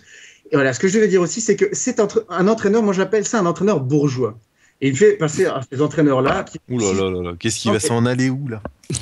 C'est très simple. C'est un entraîneur qui plaît à la direction avant même d'avoir les résultats sportifs. C'est quelqu'un qui a une très bonne image, c'est quelqu'un qui est très diplomate, fin diplomate. C'était le cas, moi j'ai un peu étudié la question, c'était déjà le cas, par exemple, peut-être du meilleur entraîneur au monde, Sir Alex Ferguson, qui était un petit peu dans cet esprit-là au début, qui était très populaire parmi les dirigeants de son club. C'est le cas maintenant. Il y a un entraîneur qui casse pas une brique en Belgique ou en Anderlecht, et les mecs, ils parlent bien la presse, etc. Et je pense que ça, c'est vraiment une qualité de confiance, et il est vraiment intronisé par les dirigeants. Je pense qu'il va faire un très long règne là-bas. Oui, parce qu'il connaît bien le club, et justement, moi je pense que c'est une bonne stratégie, parce que justement, il connaît les jeunes, et il va jouer avec ça. C'est un mec de la maison aussi. Et voilà. Et justement, c'est super intéressant. Pourquoi Raymond Domenech Pourquoi Raymond Domenech est resté longtemps avec l'équipe de France ? Tu viens de répondre à la question. Donc ça, c'est vraiment les entraîneurs les plus malins sont ceux-là. Je dis pour rester longtemps dans un club. Après, pour les résultats, c'est pas toujours le cas. Mais Raymond Domenech, non. Mais Mais Rémi Garde, c'est vrai qu'il sortait de 3 ou 4 ans sans rien gagner Lyon. C'est vrai qu'il gagne un trophée, mais par contre, ce qui peut jouer en sa défaveur, il y a peut-être des circonstances atténuantes, comme tu dis, sur l'effectif ou sur le recrutement, mais n'empêche que c'est le premier entraîneur qui n'a pas qualifié Lyon depuis longtemps en Ligue des Champions. On peut dire ça aussi. Et pardon, il est en sous-régime si on considère. Alors je me trompe peut-être, mais il me semble encore qu'en 2012, Lyon, c'est le plus gros budget de la Ligue 1. À moins que ça ait changé récemment. Enfin, oui, bon, maintenant il y a le PSG. Ça va vite changer, à mon avis. Ils sont encore dans les bons budgets, ouais. Si on enlève, forcément, l'autre, le PSG, c'est un Qatari qui est milliardaire. Si on parle de choses crédibles de fonctionnement de club, merchandising, etc., c'est le club le plus riche de France, sportivement, je dirais. Oui, tout à fait. Petite information de Thomas, Rémi Garde a été formé par Wenger à Arsenal, voilà, en tant qu'entraîneur. Grande école. Wenger, c'est pareil, hein. Wenger, le mec, c'est le mec diplomate. Alors, en plus, la chance que Wenger, par exemple, les Ferguson, Wenger, en plus, eux, ils ont les résultats. Ouais, voilà. Peut-être que Rémi Garde, il faut peut-être laisser aussi du temps. C'est qu'un an qu'il est au club de Lyon. Non, mais je parlais de Domenech. Et je dis pas, il aura certainement des résultats. En tout cas, il aura quelques années pour le prouver. Donc, ça, de toute façon, il a la circonstance atténuante à ce niveau-là. Il faut être patient aussi. Messieurs, nous arrivons sur le 5e point. Les joueurs de Lyon et de Marseille. Cette année, il y a eu des flops et il y a eu des tops, on va dire ça comme ça. Pour ma part, je vais lancer tout de suite ce que j'ai retenu. Après, vous me direz ce que vous en pensez. Le top à Lyon, ça a été Lisandro et Hugo Lloris. Le flop, ça a été un peu Chris. Hein. J'en passe peut-être. Hein. Il y a eu le top aussi du côté de Marseille. C'est mettre Gourcuff dans les flops quand même. Ouais, mais voilà, on va en reparler après. Non, mais attends, tu t'en diras ce que tu voudras. Et les tops au niveau de Marseille, je pense Nkoulou, et je mettrais Rémi, et je mettrais un petit bémol sur Valbuena. Même si je l'ai un peu cassé tout à l'heure. Et les flops pour moi, les gros flops pour moi à Marseille, ça a été Azpilicueta. Moi, j'ai pas vraiment trouvé exceptionnel et dire. Je sais pas, parce que quand tu écoutes certaines radios, ils disent qu'il mérite même d'être sélectionné en équipe première espagnole. Je suis d'accord avec eux sur la deuxième partie de saison. Mais le problème, c'est qu'il souffre d'un délit de sale gueule, parce que quand il est arrivé, c'était vraiment une catastrophe, alors que là encore, on nous l'avait vendu comme, et à juste titre, je pense qu'il a du potentiel, comme un crack. Et le problème, c'est que bon, là, le problème, c'est ces mecs qui réussissent pas, qui ratent leur première année. Les mecs, ils ont toujours un délit de sale gueule. Après, c'est quoi et où il a pas eu de chance, c'est qu'au moment, il a eu du mal. Et au moment où il commençait à arriver en forme, il s'était blessé au genou, il me semble. Et après, bon, il a été arrêté 4-5 mois. Et il est revenu bien depuis quelques temps, oui, c'est vrai. Mais non, moi je pense que c'est Nkoulou qui est meilleur. Moi, je suis désolé, Azpilicueta, il m'a vraiment pas du tout impressionné. Après, ouais, mais je sais pas, mais contre le Bayern, Ribéry, il est pas passé une seule fois face à Azpilicueta. D'accord, ok. Écoutez, pour Tom, c'est le meilleur Marseillais de la saison, Azpili. Mais c'est pas Andrade. Moi, j'ai bien aimé, moi. D'accord, ok. Ça, c'est fait. Qu'est-ce que vous en pensez? Non, vous avez rien d'autre à dire sur tout ça, sur Valbuena, sur Jean-Paul? Moi, je pense que vous avez oublié Mandanda quand même. Ouais. Mandanda, oui, pardon, oui. Non, mais plus que Lloris. Non, mais plus que Lloris à Lyon cette année en tout cas. Ah oui, non, alors là, je coupe tout de suite la parole, je suis pas du tout d'accord. Hugo Lloris, on l'enlève de Lyon. Actuellement. Lyon, il se retrouve à une place qu'ils ne sont pas actuellement. Lloris a fait des matchs de folie. Jordan, mais il a peut-être pas tort sur certaines choses. C'est que cette année, Hugo Lloris a peut-être des matchs où il est passé un peu plus au travers que les autres années. Mais voilà, bon, là je suis d'accord avec toi. Depuis le temps qu'il les sauve, pour moi, c'est le premier, pour moi, c'est mon favori au niveau des gardiens. Mais Mandanda, il a peut-être rattrapé un peu de retard. Il a été quand même bon cette année, Mandanda. Oui, ils sont à un niveau égal. On va pas parler du. Il a fait moins d'efforts que par le passé aussi. Et ça, peut-être que ça dans notre inconscient, ça nous rassure un peu par rapport à lui, parce que je me souviens chaque année, moi je me souviens, il y a 1 an ou il y a 2 ans, il y avait 2 ou 3 matchs par saison, il était un peu à côté, quoi. Et il donne plus de sécurité, d'assurance. Ce qu'arrive à faire Lloris de manière hallucinante, parce qu'on sous-estime, je pense, Hugo Lloris depuis de nombreuses années. Puis il en a peut-être marre de sauver Lyon depuis de nombreuses années. On sous-estime aussi beaucoup Mandanda quand même. Oui, je suis d'accord avec toi. Mais à la limite, c'est parce que le problème, c'est que voilà, c'est à cause de ces quelques matchs ratés par an. Et du coup, l'écrasante majorité de ces bons matchs, ils passaient un peu aux oubliettes. C'est moins le cas cette année-ci, tant mieux pour Steve Mandanda. Steve Mandanda, on va dire qu'il est protégé par Nkoulou, quoi. Et ce qui fait qu'automatiquement, peut-être qu'on le voit un peu moins. Mais personnellement, moi, je suis un peu un fervent supporter de Hugo Lloris, et pourtant, je suis pas lyonnais. Mais j'aime bien Mandanda aussi, hein. Je dis pas le contraire. Je pense qu'ils sont équivaux. Mais quand tu vois à Lyon, quand t'as Chris et comment il s'appelle, Lovren, qui des fois sont pas très très bons, donc automatiquement c'est normal qu'il peut se louper. Mais pour moi, Hugo Lloris quand même passe un niveau au-dessus, je trouve. Après, c'est mon point de vue. Moi je trouve pas. Je trouve que Mandanda, on l'a démonté quand il était en équipe de France, là, juste avant que Lloris prenne le pouvoir. Peut-être à juste titre parce qu'il s'était un peu troué, mais il y a des matchs, notamment Lyon en demi-finale ou en quart de finale de Ligue des Champions contre le Bayern où Lloris se trouve. Je ne sais pas si vous vous souvenez, en Coupe du Monde 2010, même s'il n'y avait pas beaucoup de chance pour la France de se qualifier contre l'Afrique du Sud, il fait une sortie au pêche et on prend un premier but. Voilà, moi je sais pas, je trouve qu'on a trop tapé sur Mandanda comme on a trop tapé sur Bernard Lama à l'époque, ou sur Grégory Coupé à l'époque, Barthez Coupé, Barthez Lama. Et je suis totalement d'accord avec toi, Jo. C'est la grande différence entre les deux, voilà, c'est qu'il y a ici cette stature que Lloris a pris plutôt. Et moi, je me souviens effectivement d'erreurs où on disait, mais il est tellement extraordinaire, Hugo Lloris, que c'est vrai que je remets pas en doute ses qualités. Attention. Non, mais Lloris, au niveau des gardiens, c'est un peu comme Zidane au niveau des joueurs. C'est-à-dire que moi, je peux dire où je me situe géographiquement. Je peux dire quand Zidane faisait un mauvais match, si je passais la frontière, j'avais intérêt à fermer ma bouche, même si c'était vrai. Et il y a un peu cet effet de là. Lloris, c'est vrai que moi, j'ai déjà débattu avec des mecs. Et par moments, quand il faisait des erreurs, on pouvait pas trop le dire. Et je vais dire une grosse connerie sur Mandanda, mais si Hugo Lloris n'avait pas existé, ce serait le meilleur gardien de l'équipe de France depuis 5 ans. Et bon... Mais oui, ils sont quasiment équivaux, au même niveau. Oui, mais sauf que je trouve que Lloris est meilleur dans les sorties aériennes, quand même. Voilà. Même si j'ai un pro Mandanda quand même. Et ça restait son point faible il y a quelques années, au début de ce jeune carré. Enfin, le problème là, c'est bien là où on tourne à un débat sur les gardiens qu'il n'y a pas, parce que c'est les deux meilleurs peut-être les meilleurs de leur club. C'est plutôt ailleurs qu'il faut voir les flops et les autres joueurs, parce que Mandanda et Lloris, de toute façon, tu peux rien leur reprocher. C'est les deux meilleurs gardiens français. Et j'ai envie de vous lancer sur Michel Bastos. En flop ou en top? Comme vous voulez. Non, moi je le trouve saison régulière, ça va. Pas plus, pas moins. Moi, je l'ai trouvé irrégulier parce qu'il a bien démarré et l'air commence un peu comme en fin de saison de l'année dernière quand il pensait qu'il allait partir. Il est un petit peu régulier, mais bon, il est quand même, c'est un super joueur quand même, Bastos. Ouais. Il a fait un super début de saison surtout. Pour moi, le flop, c'est Gourcuff. Depuis qu'il est arrivé à Lyon, qu'est-ce qu'il fait? Blessé. C'est pour ça qu'on peut pas le mettre dans un flop. Il est blessé, on peut pas le mettre dans un flop. Tout à fait d'accord avec toi. Et en plus, le problème de Gourcuff, je suis d'accord avec Jordan, il faut pas oublier que Gourcuff a quand même pas de chance. Il arrive. Si vous voyez la courbe, si vous imaginez la flèche là, de l'Olympique Lyonnais ces 10 dernières années, Gourcuff, il arrive au moment où la courbe de Lyon s'écroule. Donc, malheureusement, il est arrivé.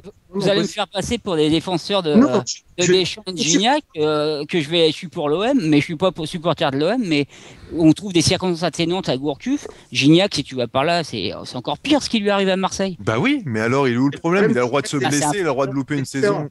Pourquoi on dit que c'est un flop Gignac à Marseille? Moi, j'ai jamais dit que c'était un flop, je l'ai pas annoncé comme flop tout à l'heure. Et déjà, on n'a pas dit nos flops, mais Gourcuff, vous me réinviterez quand vous verrez ça, que Gourcuff, il va redevenir ce qu'il était à Bordeaux. Écoute, et ça, je me suis battu avec je sais pas combien de collègues dans l'équipe et tout, mais voilà. Moi, je l'ai côtoyé à Bordeaux. Il n'est pas faible mentalement, c'est pas ça son problème au niveau de la confiance. Peut-être. Peut-être qu'à Lyon, il aura du mal à Lyon de s'imposer. Si tu mets le mec dans une équipe qui marche, tu n'auras plus ce problème-là. Voilà, de toute manière, vous me recontacterez, je vous dirai que Gourcuff, il refera. Après, il faut qu'il y ait un environnement pour lui, il faut que l'équipe. Voilà. Mais je peux pas le mettre en flop. Non, bah non, c'est trop sévère. En plus, je l'ai côtoyé à Bordeaux, j'ai vu ce qu'il a fait pendant une saison et demie à Bordeaux, c'était extraordinaire. Pour moi, et Gourcuff et Gignac, c'est des flops pour moi. Non, mais une grosse différence, Xavier. Et ça, on peut malheureusement, c'est terrible pour Gignac, mais on peut pas comparer les deux.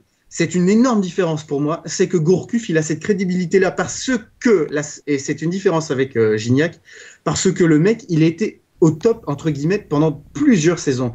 Il était déjà un grand espoir. Il était déjà très attendu à l'AC Milan. Il a réussi à Bordeaux. Il a continué. Il a fait 2-3 très bonnes saisons et il était surveillé par les grands. Gignac, c'est quand même une énorme différence. C'est qu'il a explosé sur un an et il a fait une bonne saison pour le moment dans sa carrière. Gourcuff, il n'a pas fait énormément de saisons au niveau vraiment confirmé. Il a fait 1 an et demi à Bordeaux exceptionnel. Et après, à Rennes, moyen. Avant de partir à Rennes, ouais. C'est vrai qu'on a démarré. Au Milan, ça n'a pas été génial, loin de là. Donc, mais une saison moyen, mais la deuxième saison était mieux. Par contre, l'année et demie à Bordeaux, il a été exceptionnel. Quand Bordeaux est champion, c'est beaucoup grâce à lui. Moi j'espère que Jordan a raison, qu'il reviendra. Je lui souhaite pas du mal, au contraire, ni à Gignac. Mais j'ai du mal à croire, qu'à Lyon, il va arriver à revenir. Mais parce que c'est inquiétant. C'est peut-être comme Ben Arfa et comme Aubertin, je disais, il va peut-être falloir qu'il s'exile un peu, style Arsenal pour. Peut-être. Très bien, messieurs. Ça sera encore un grand joueur qui part du championnat. Attends un petit peu, Chris. Pardon, message en off, je viens de le lire. Et du coup, j'ai oublié ce que j'ai. Et mine de rien, Ben Arfa, il a quand même fallu attendre très, très, très longtemps pour que le mec il revienne au top. Et pourvu qu'il arrive à trouver cette stabilité, parce que pour le moment, on est en train de le féliciter, tant mieux. Mais il faut aussi que ça dure. Et ça va être la plus grosse difficulté pour Hatem Ben Arfa. Parce que ça fait 2-3 mois qu'il commence à être régulier. Il faut attendre un petit peu. Par contre, j'aimerais pas trop qu'on parle de Ben Arfa, mais plutôt de Umtiti. Qu'est-ce que vous en pensez de ce petit jeune à Lyon? Moi, j'ai envie de dire un top parce que il a été plutôt impressionnant. Moi, il m'a pas tellement convaincu sur ces matchs. Je le trouve moyen, moi aussi. Moyen, mais il a quand même bien suppléé Lyon. Je on va peut-être pas le mettre en top alors, mais on va peut-être non, alors, on pas du tout convaincu les gars là-dedans. Là, tu nous as pas convaincu là. Non, prometteur peut-être, mais dans les tops, non, je pense pas. Non, mais il est jeune. Dans les tops, tu aurais pu mettre Gomis dans ce cas-là, parce que quand même, ce que fait Gomis, c'est pas mal aussi à Lyon. Il est derrière Lisandro, je suis d'accord, mais Gomis, c'est quand même du lourd, je trouve. Non, mais il y a toujours aussi un mec qu'on oublie qui est toujours dans l'ombre, c'est Réveillère. Le mec, il est toujours là, jamais blessé. C'est toujours ses matchs. Tout à fait. Et je pense qu'il sera sélectionné en équipe de France. Et le mec, il a rarement savonné quand on l'a appelé à dépanner en équipe de France. Voilà. Et le meilleur défenseur de Lyon aussi, Jean-Michel Aulas. Allez, on va finir là-dessus. Tiens, j'ai envie de finir là-dessus. Très bien, messieurs, on se retrouve juste après ça pour les pronos. Quand on aime le foot, on parle foot. De 21h à 22h sur RTS Radio. Ça donne ça. Frédéric Bondieu. Quand on aime le foot, on parle foot. Je l'écoute sur RTS Radio. Mathieu Dosevi. Mathieu Dosevi, j'écoute Quand on aime le foot, on parle foot sur RTS Radio. Arnaud Chab. C'est Arnaud Chab, j'écoute Quand on aime le foot, on parle de foot sur RTS Radio. Qui seront les prochains invités ? Venez le découvrir tous les mardis. C'est ça RTS.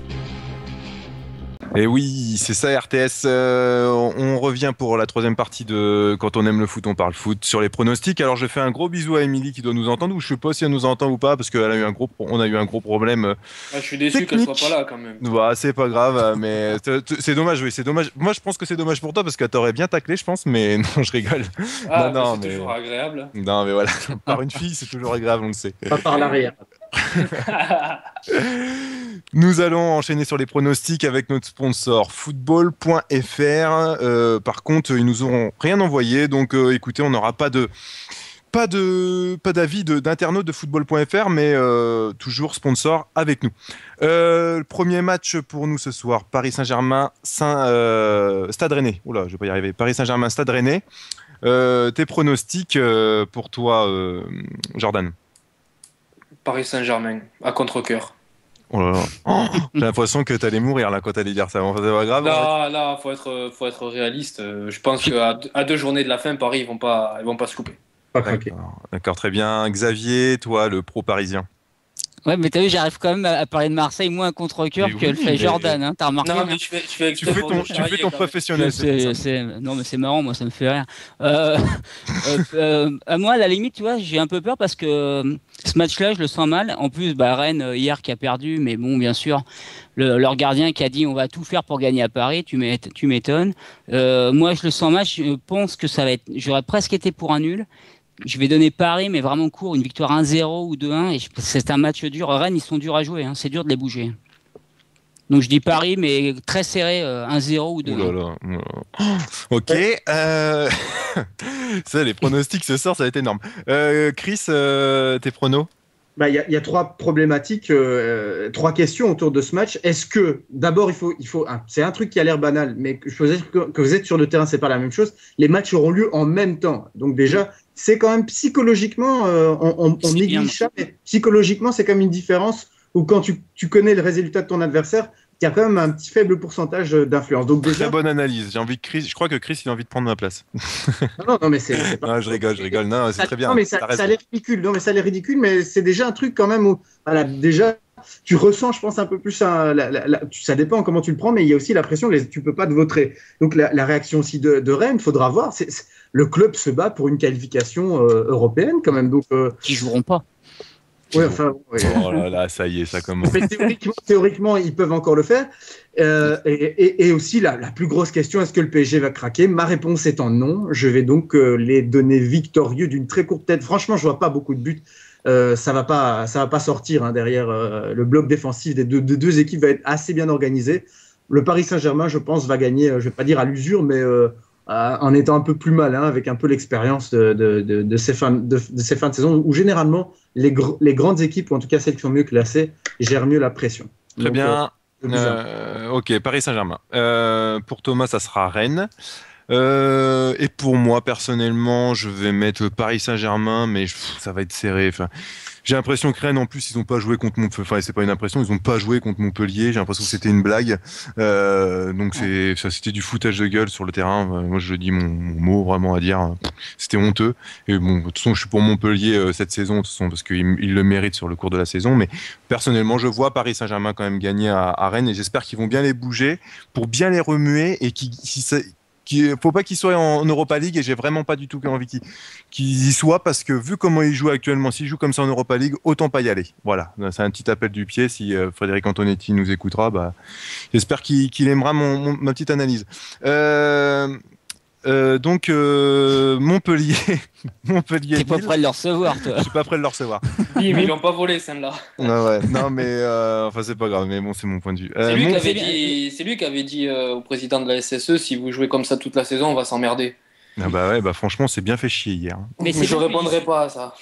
C'est bien ce que tu as dit, Christopher, parce que moi justement via Facebook, j'ai beaucoup de supporters parisiens, donc ils disaient un peu que hier c'était un peu une parodie, que les mecs ils avaient pas joué. Alors je savais pas si c'était le côté supporter, mais que toi-même que tu le dises que on n'a pas l'impression que Rennes ait vraiment joué.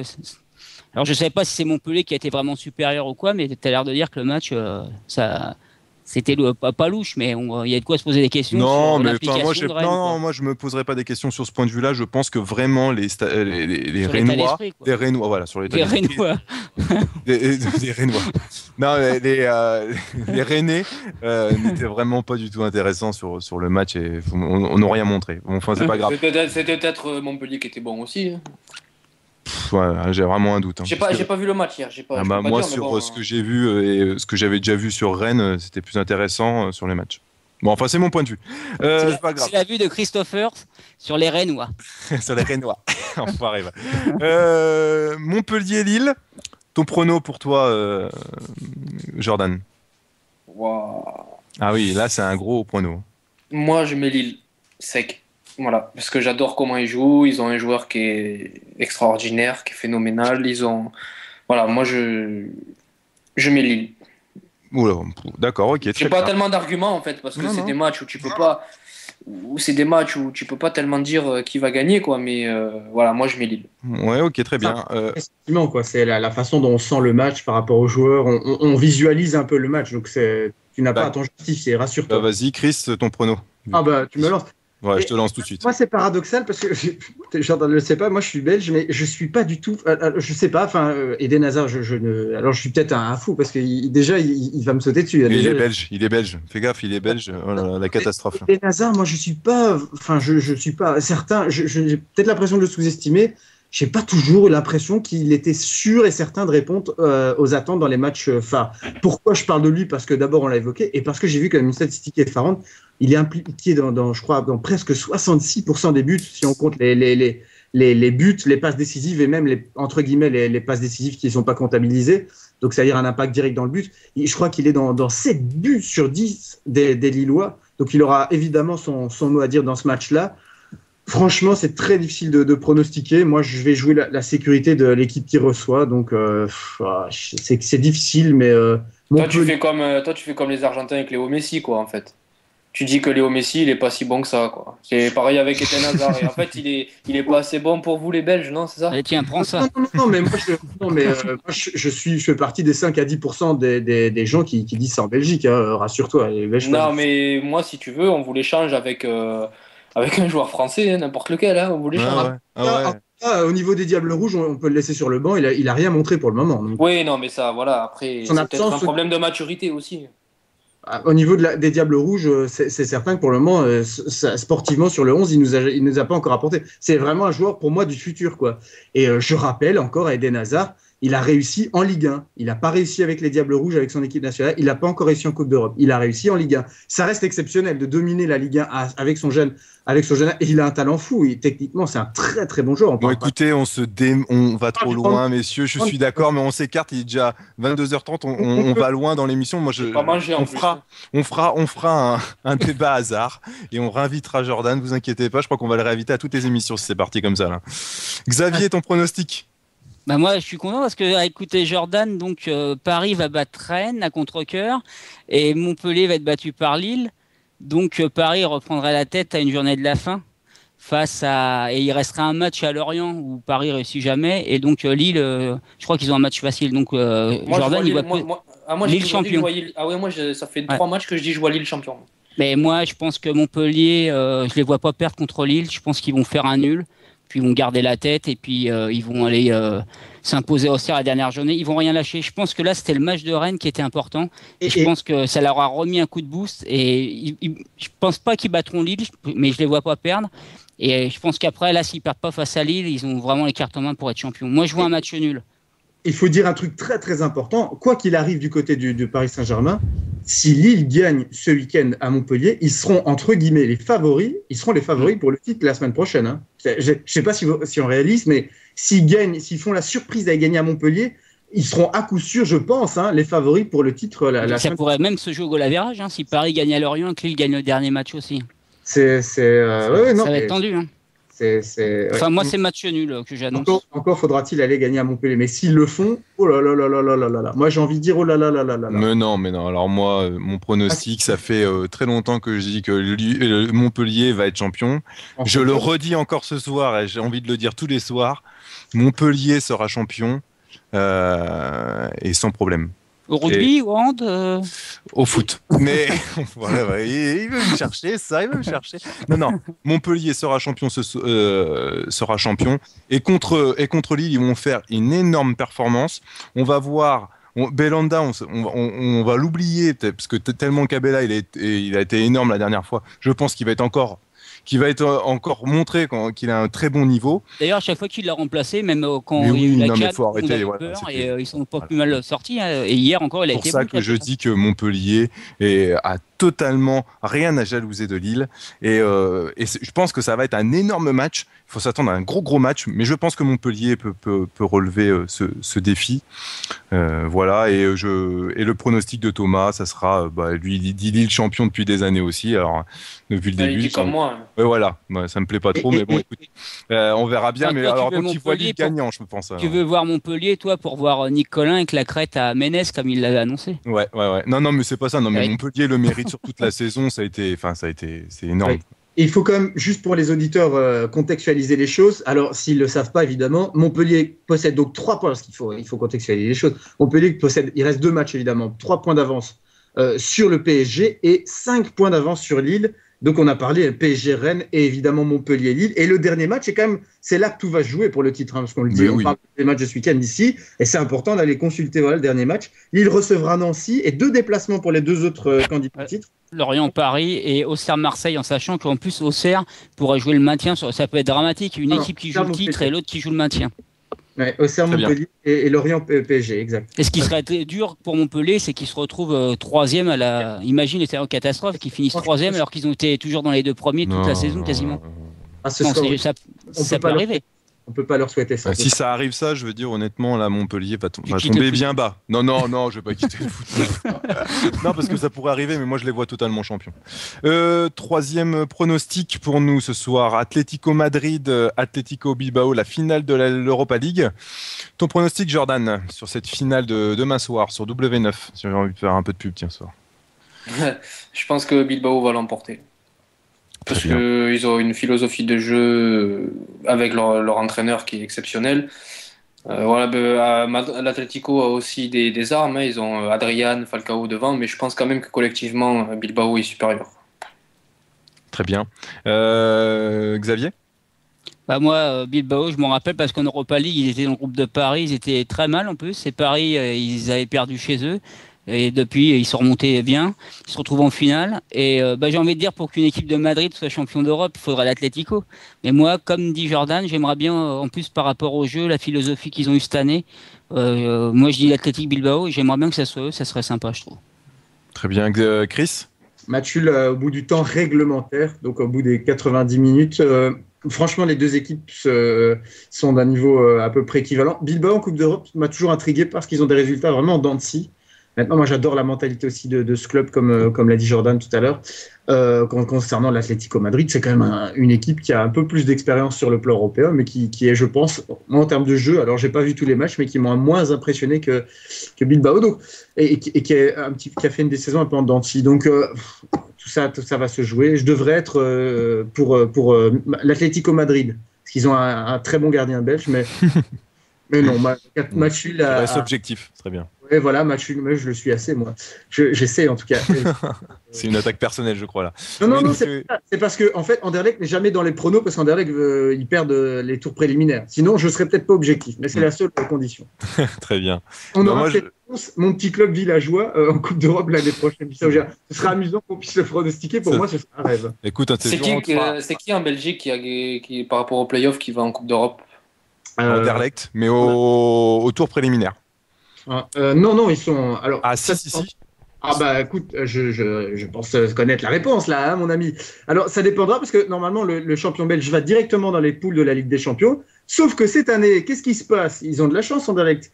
Ils ont réussi à faire grimper le coefficient de l'équipe de la Belgique. Donc, mais le problème, c'est que cette année, il y a Chelsea et Chelsea n'est pas dans les 4 premiers en Angleterre. C'est-à-dire que si Chelsea gagne, eh bien Anderlecht se coltinera 2 tours préliminaires. Si le Bayern gagne, Anderlecht sera en Ligue des Champions. Voilà, mais oui. Il faut bac plus 10 pour le championnat belge pour comprendre. Ah bah non, ouais, voilà, c'est ça. Non, mais c'est l'indice UEFA et tout ça, exact. Parce que j'avais vu ça. Excuse-moi, Chris, je m'excuse. Voilà, je me mets à genoux, excuse-moi. Non, c'est vrai, t'as raison, parce que oui, c'est sûr, si Chelsea gagne, par contre, ça va tout changer, quoi. Très bien. Pour ces pronostics, et puis le dernier pronostic, juste pour toi, Jordan, excuse-moi, mais j'en avais un, c'était Nancy-Saint-Etienne. Saint-Etienne. Très bien. Ok. N'en déplaise à mon copain David, qui doit sûrement écouter. Ils sont obligés de gagner pour pouvoir espérer jouer une finale contre Bordeaux après à domicile et puis pouvoir espérer d'aller en Europa League. Donc je pense quand même. Puis Nancy joue plus rien, ils sont maintenus et voilà, peut-être qu'ils seront un peu démobilisés. Donc j'espère que Saint-Étienne l'emportera. Très bien. Merci, on va clôturer ces pronostics par la petite pub de tous les vendredis soirs à partir de 20h30. Tu me coupes si je me trompe, Xavier. À vos pronos, nouvelle émission tous les vendredis soirs. Voilà, un petit coup de pub pour toi, Xavier. Donc voilà, à vos pronos avec tous les pronostics de hand, de rugby, de foot, et j'en passe encore des meilleurs. Ouais, c'est de 20h30 à 21h30. Voilà. Je suis à l'animation, puis on est 3-4 de RTS. Il y a Mathieu, il y a Ludovic de Handday, et il y a Mathieu du Motor Show. Il y a Anthony, c'est spécialiste football, et puis on a d'autres spécialistes. Il y a un nouveau spécialiste qu'on vient d'avoir là, spécialiste cyclisme, spécialiste rugby. Ouais, on donne des pronostics pendant 1 heure sur le foot, le hand, le rugby. Bientôt il va y avoir le Tour de France, Roland Garros. C'était la première. On a reçu Reynal Pedro ce vendredi, et là on recevra, grâce à vous, je vous remercie, Jean-Michel Badian, qui était venu chez vous déjà vendredi, donc il sera avec nous vendredi. Puis à l'occasion, Jordan, s'il veut passer en tant que grand amoureux du PSG, il peut passer sans problème dans l'émission. Je l'accueillerai avec plaisir. Voilà. moi, je viens quand vous me réinvitez dans n'importe quelle émission. Très bien. Écoutez, j'ai beaucoup apprécié l'émission avec Jordan. J'ai trouvé vraiment sympa entre débat et humour. J'ai trouvé ça vraiment sympathique. C'était un plaisir partagé. Merci. Voilà, c'était un grand plaisir pour nous, et chaque invité dit une phrase pour notre émission. Cette phrase, c'est ici Galtier Jordan, j'écoute quand on aime le foot, on parle foot sur RTS Radio. Est-ce que vous pouvez répéter ça? C'est un peu complexe, mais... C'est peut-être un peu long pour un footeux, ça. Tu peux la répéter vite fait? Ok, je te la répète. Attends, je vais te l'écrire s'il faut. Ici Galtier Jordan, quand on aime le foot, on parle foot sur RTS Radio. Bon, ça va, c'est pas trop compliqué. Bon, ça va. Ici Galtier Jordan, quand on aime foot, on parle foot sur RTS Radio. Super. Franchement, tu t'es bien démerdé par rapport à certains. J'ai failli me tromper. non mais c'est bien, c'est bien. J'ai eu que le bac, alors c'était compliqué quand même. Moi je dis rien. Moyenne là, t'es au-dessus de la moyenne à ton niveau professionnel. Allez, voilà, ça y est, c'est fini, les vannes, c'est terminé. Merci à tout le monde. Merci Jordan, tu reviens quand tu veux dans l'émission. C'était un grand plaisir pour nous ce soir. Merci beaucoup. Et puis tu peux revenir avec ton papa quand tu veux aussi. Hein. Ouais, ça va, je reviens quand vous m'invitez. Ça marche. Merci beaucoup d'être là ce soir avec nous, merci. Je tiens à remercier toute l'équipe de ce soir de Quand on aime le foot, on parle foot. Avec eux, on a énormément travaillé ces derniers mois, et merci encore à eux. Je fais un gros bisou encore à Émilie qui a eu des problèmes techniques. Je remercie Monsieur Payan, notre consultant, Jean-Jacques Dely, notre parrain. Une petite pub. Je sais pas pourquoi il rigole. Là, c'est bon. Fini. Ok, d'accord. On en reparle après. Une petite pub pour le jubilé de Reynal Pedros le 3 juin. 3 juin à Orléans à 18h. Merci Xavier, parce que je me rappelle plus que c'était dimanche 3 juin. On voit Xavier qui devient professionnel. Merci, il devient. Merci. Et par contre, je vous annonce dès ce soir, mardi 15 mai, prenez déjà votre journée. Prenez un jour de congé exceptionnel pour cette soirée-là. À 21h. Un joueur qui a été formé à Lyon, qui est passé à Monaco, à Barcelone, à l'AS Roma, au Paris Saint-Germain, qui a remporté 8 titres en club, 17 sélections en équipe de France et a marqué 3 buts, a remporté la Coupe des Confédérations. Mardi 15 mai, on recevra Ludovic Joly. C'est énorme, je tiens à vous le dire ce soir, c'est énorme. Vivement mardi prochain, 15 mai. Monaco, hein, maintenant. Oui, qui est à Monaco maintenant. Xavier. Et moi qui vais lui parler de Domenech, il va être rompu là. On verra ça mardi 15 mai. Sacré invité. Moi, franchement, je suis ravi qu'il vienne ici parce que c'est vraiment un super mec. Moi, l'image de Jérôme Alonso, un mec que j'ai dans mon cœur, et Joly, c'est vraiment un mec. Qu'il soit dans notre club ou pas, on peut pas ne pas aimer ce mec, et c'est un super joueur et un super type. Et pourtant, il a souffert d'un déficit de popularité. Hein, souvent, les gens avaient peut-être, en tout cas, des échos et parfois négatifs à son image. Écoute, on en reparlera le mardi 15 mai. Et Ludovic Joly sera dans notre émission. Et je tiens à vous dire que ça va être une grosse émission. Peut-être pas aussi grosse que Jordan Galtier, mais ça sera une grosse émission. Merci à vous tous. À bientôt. À mardi prochain. Ciao les gens. Ciao. Bonne soirée. Valentier, partiu, pé esquerdo, uma bomba! Gol!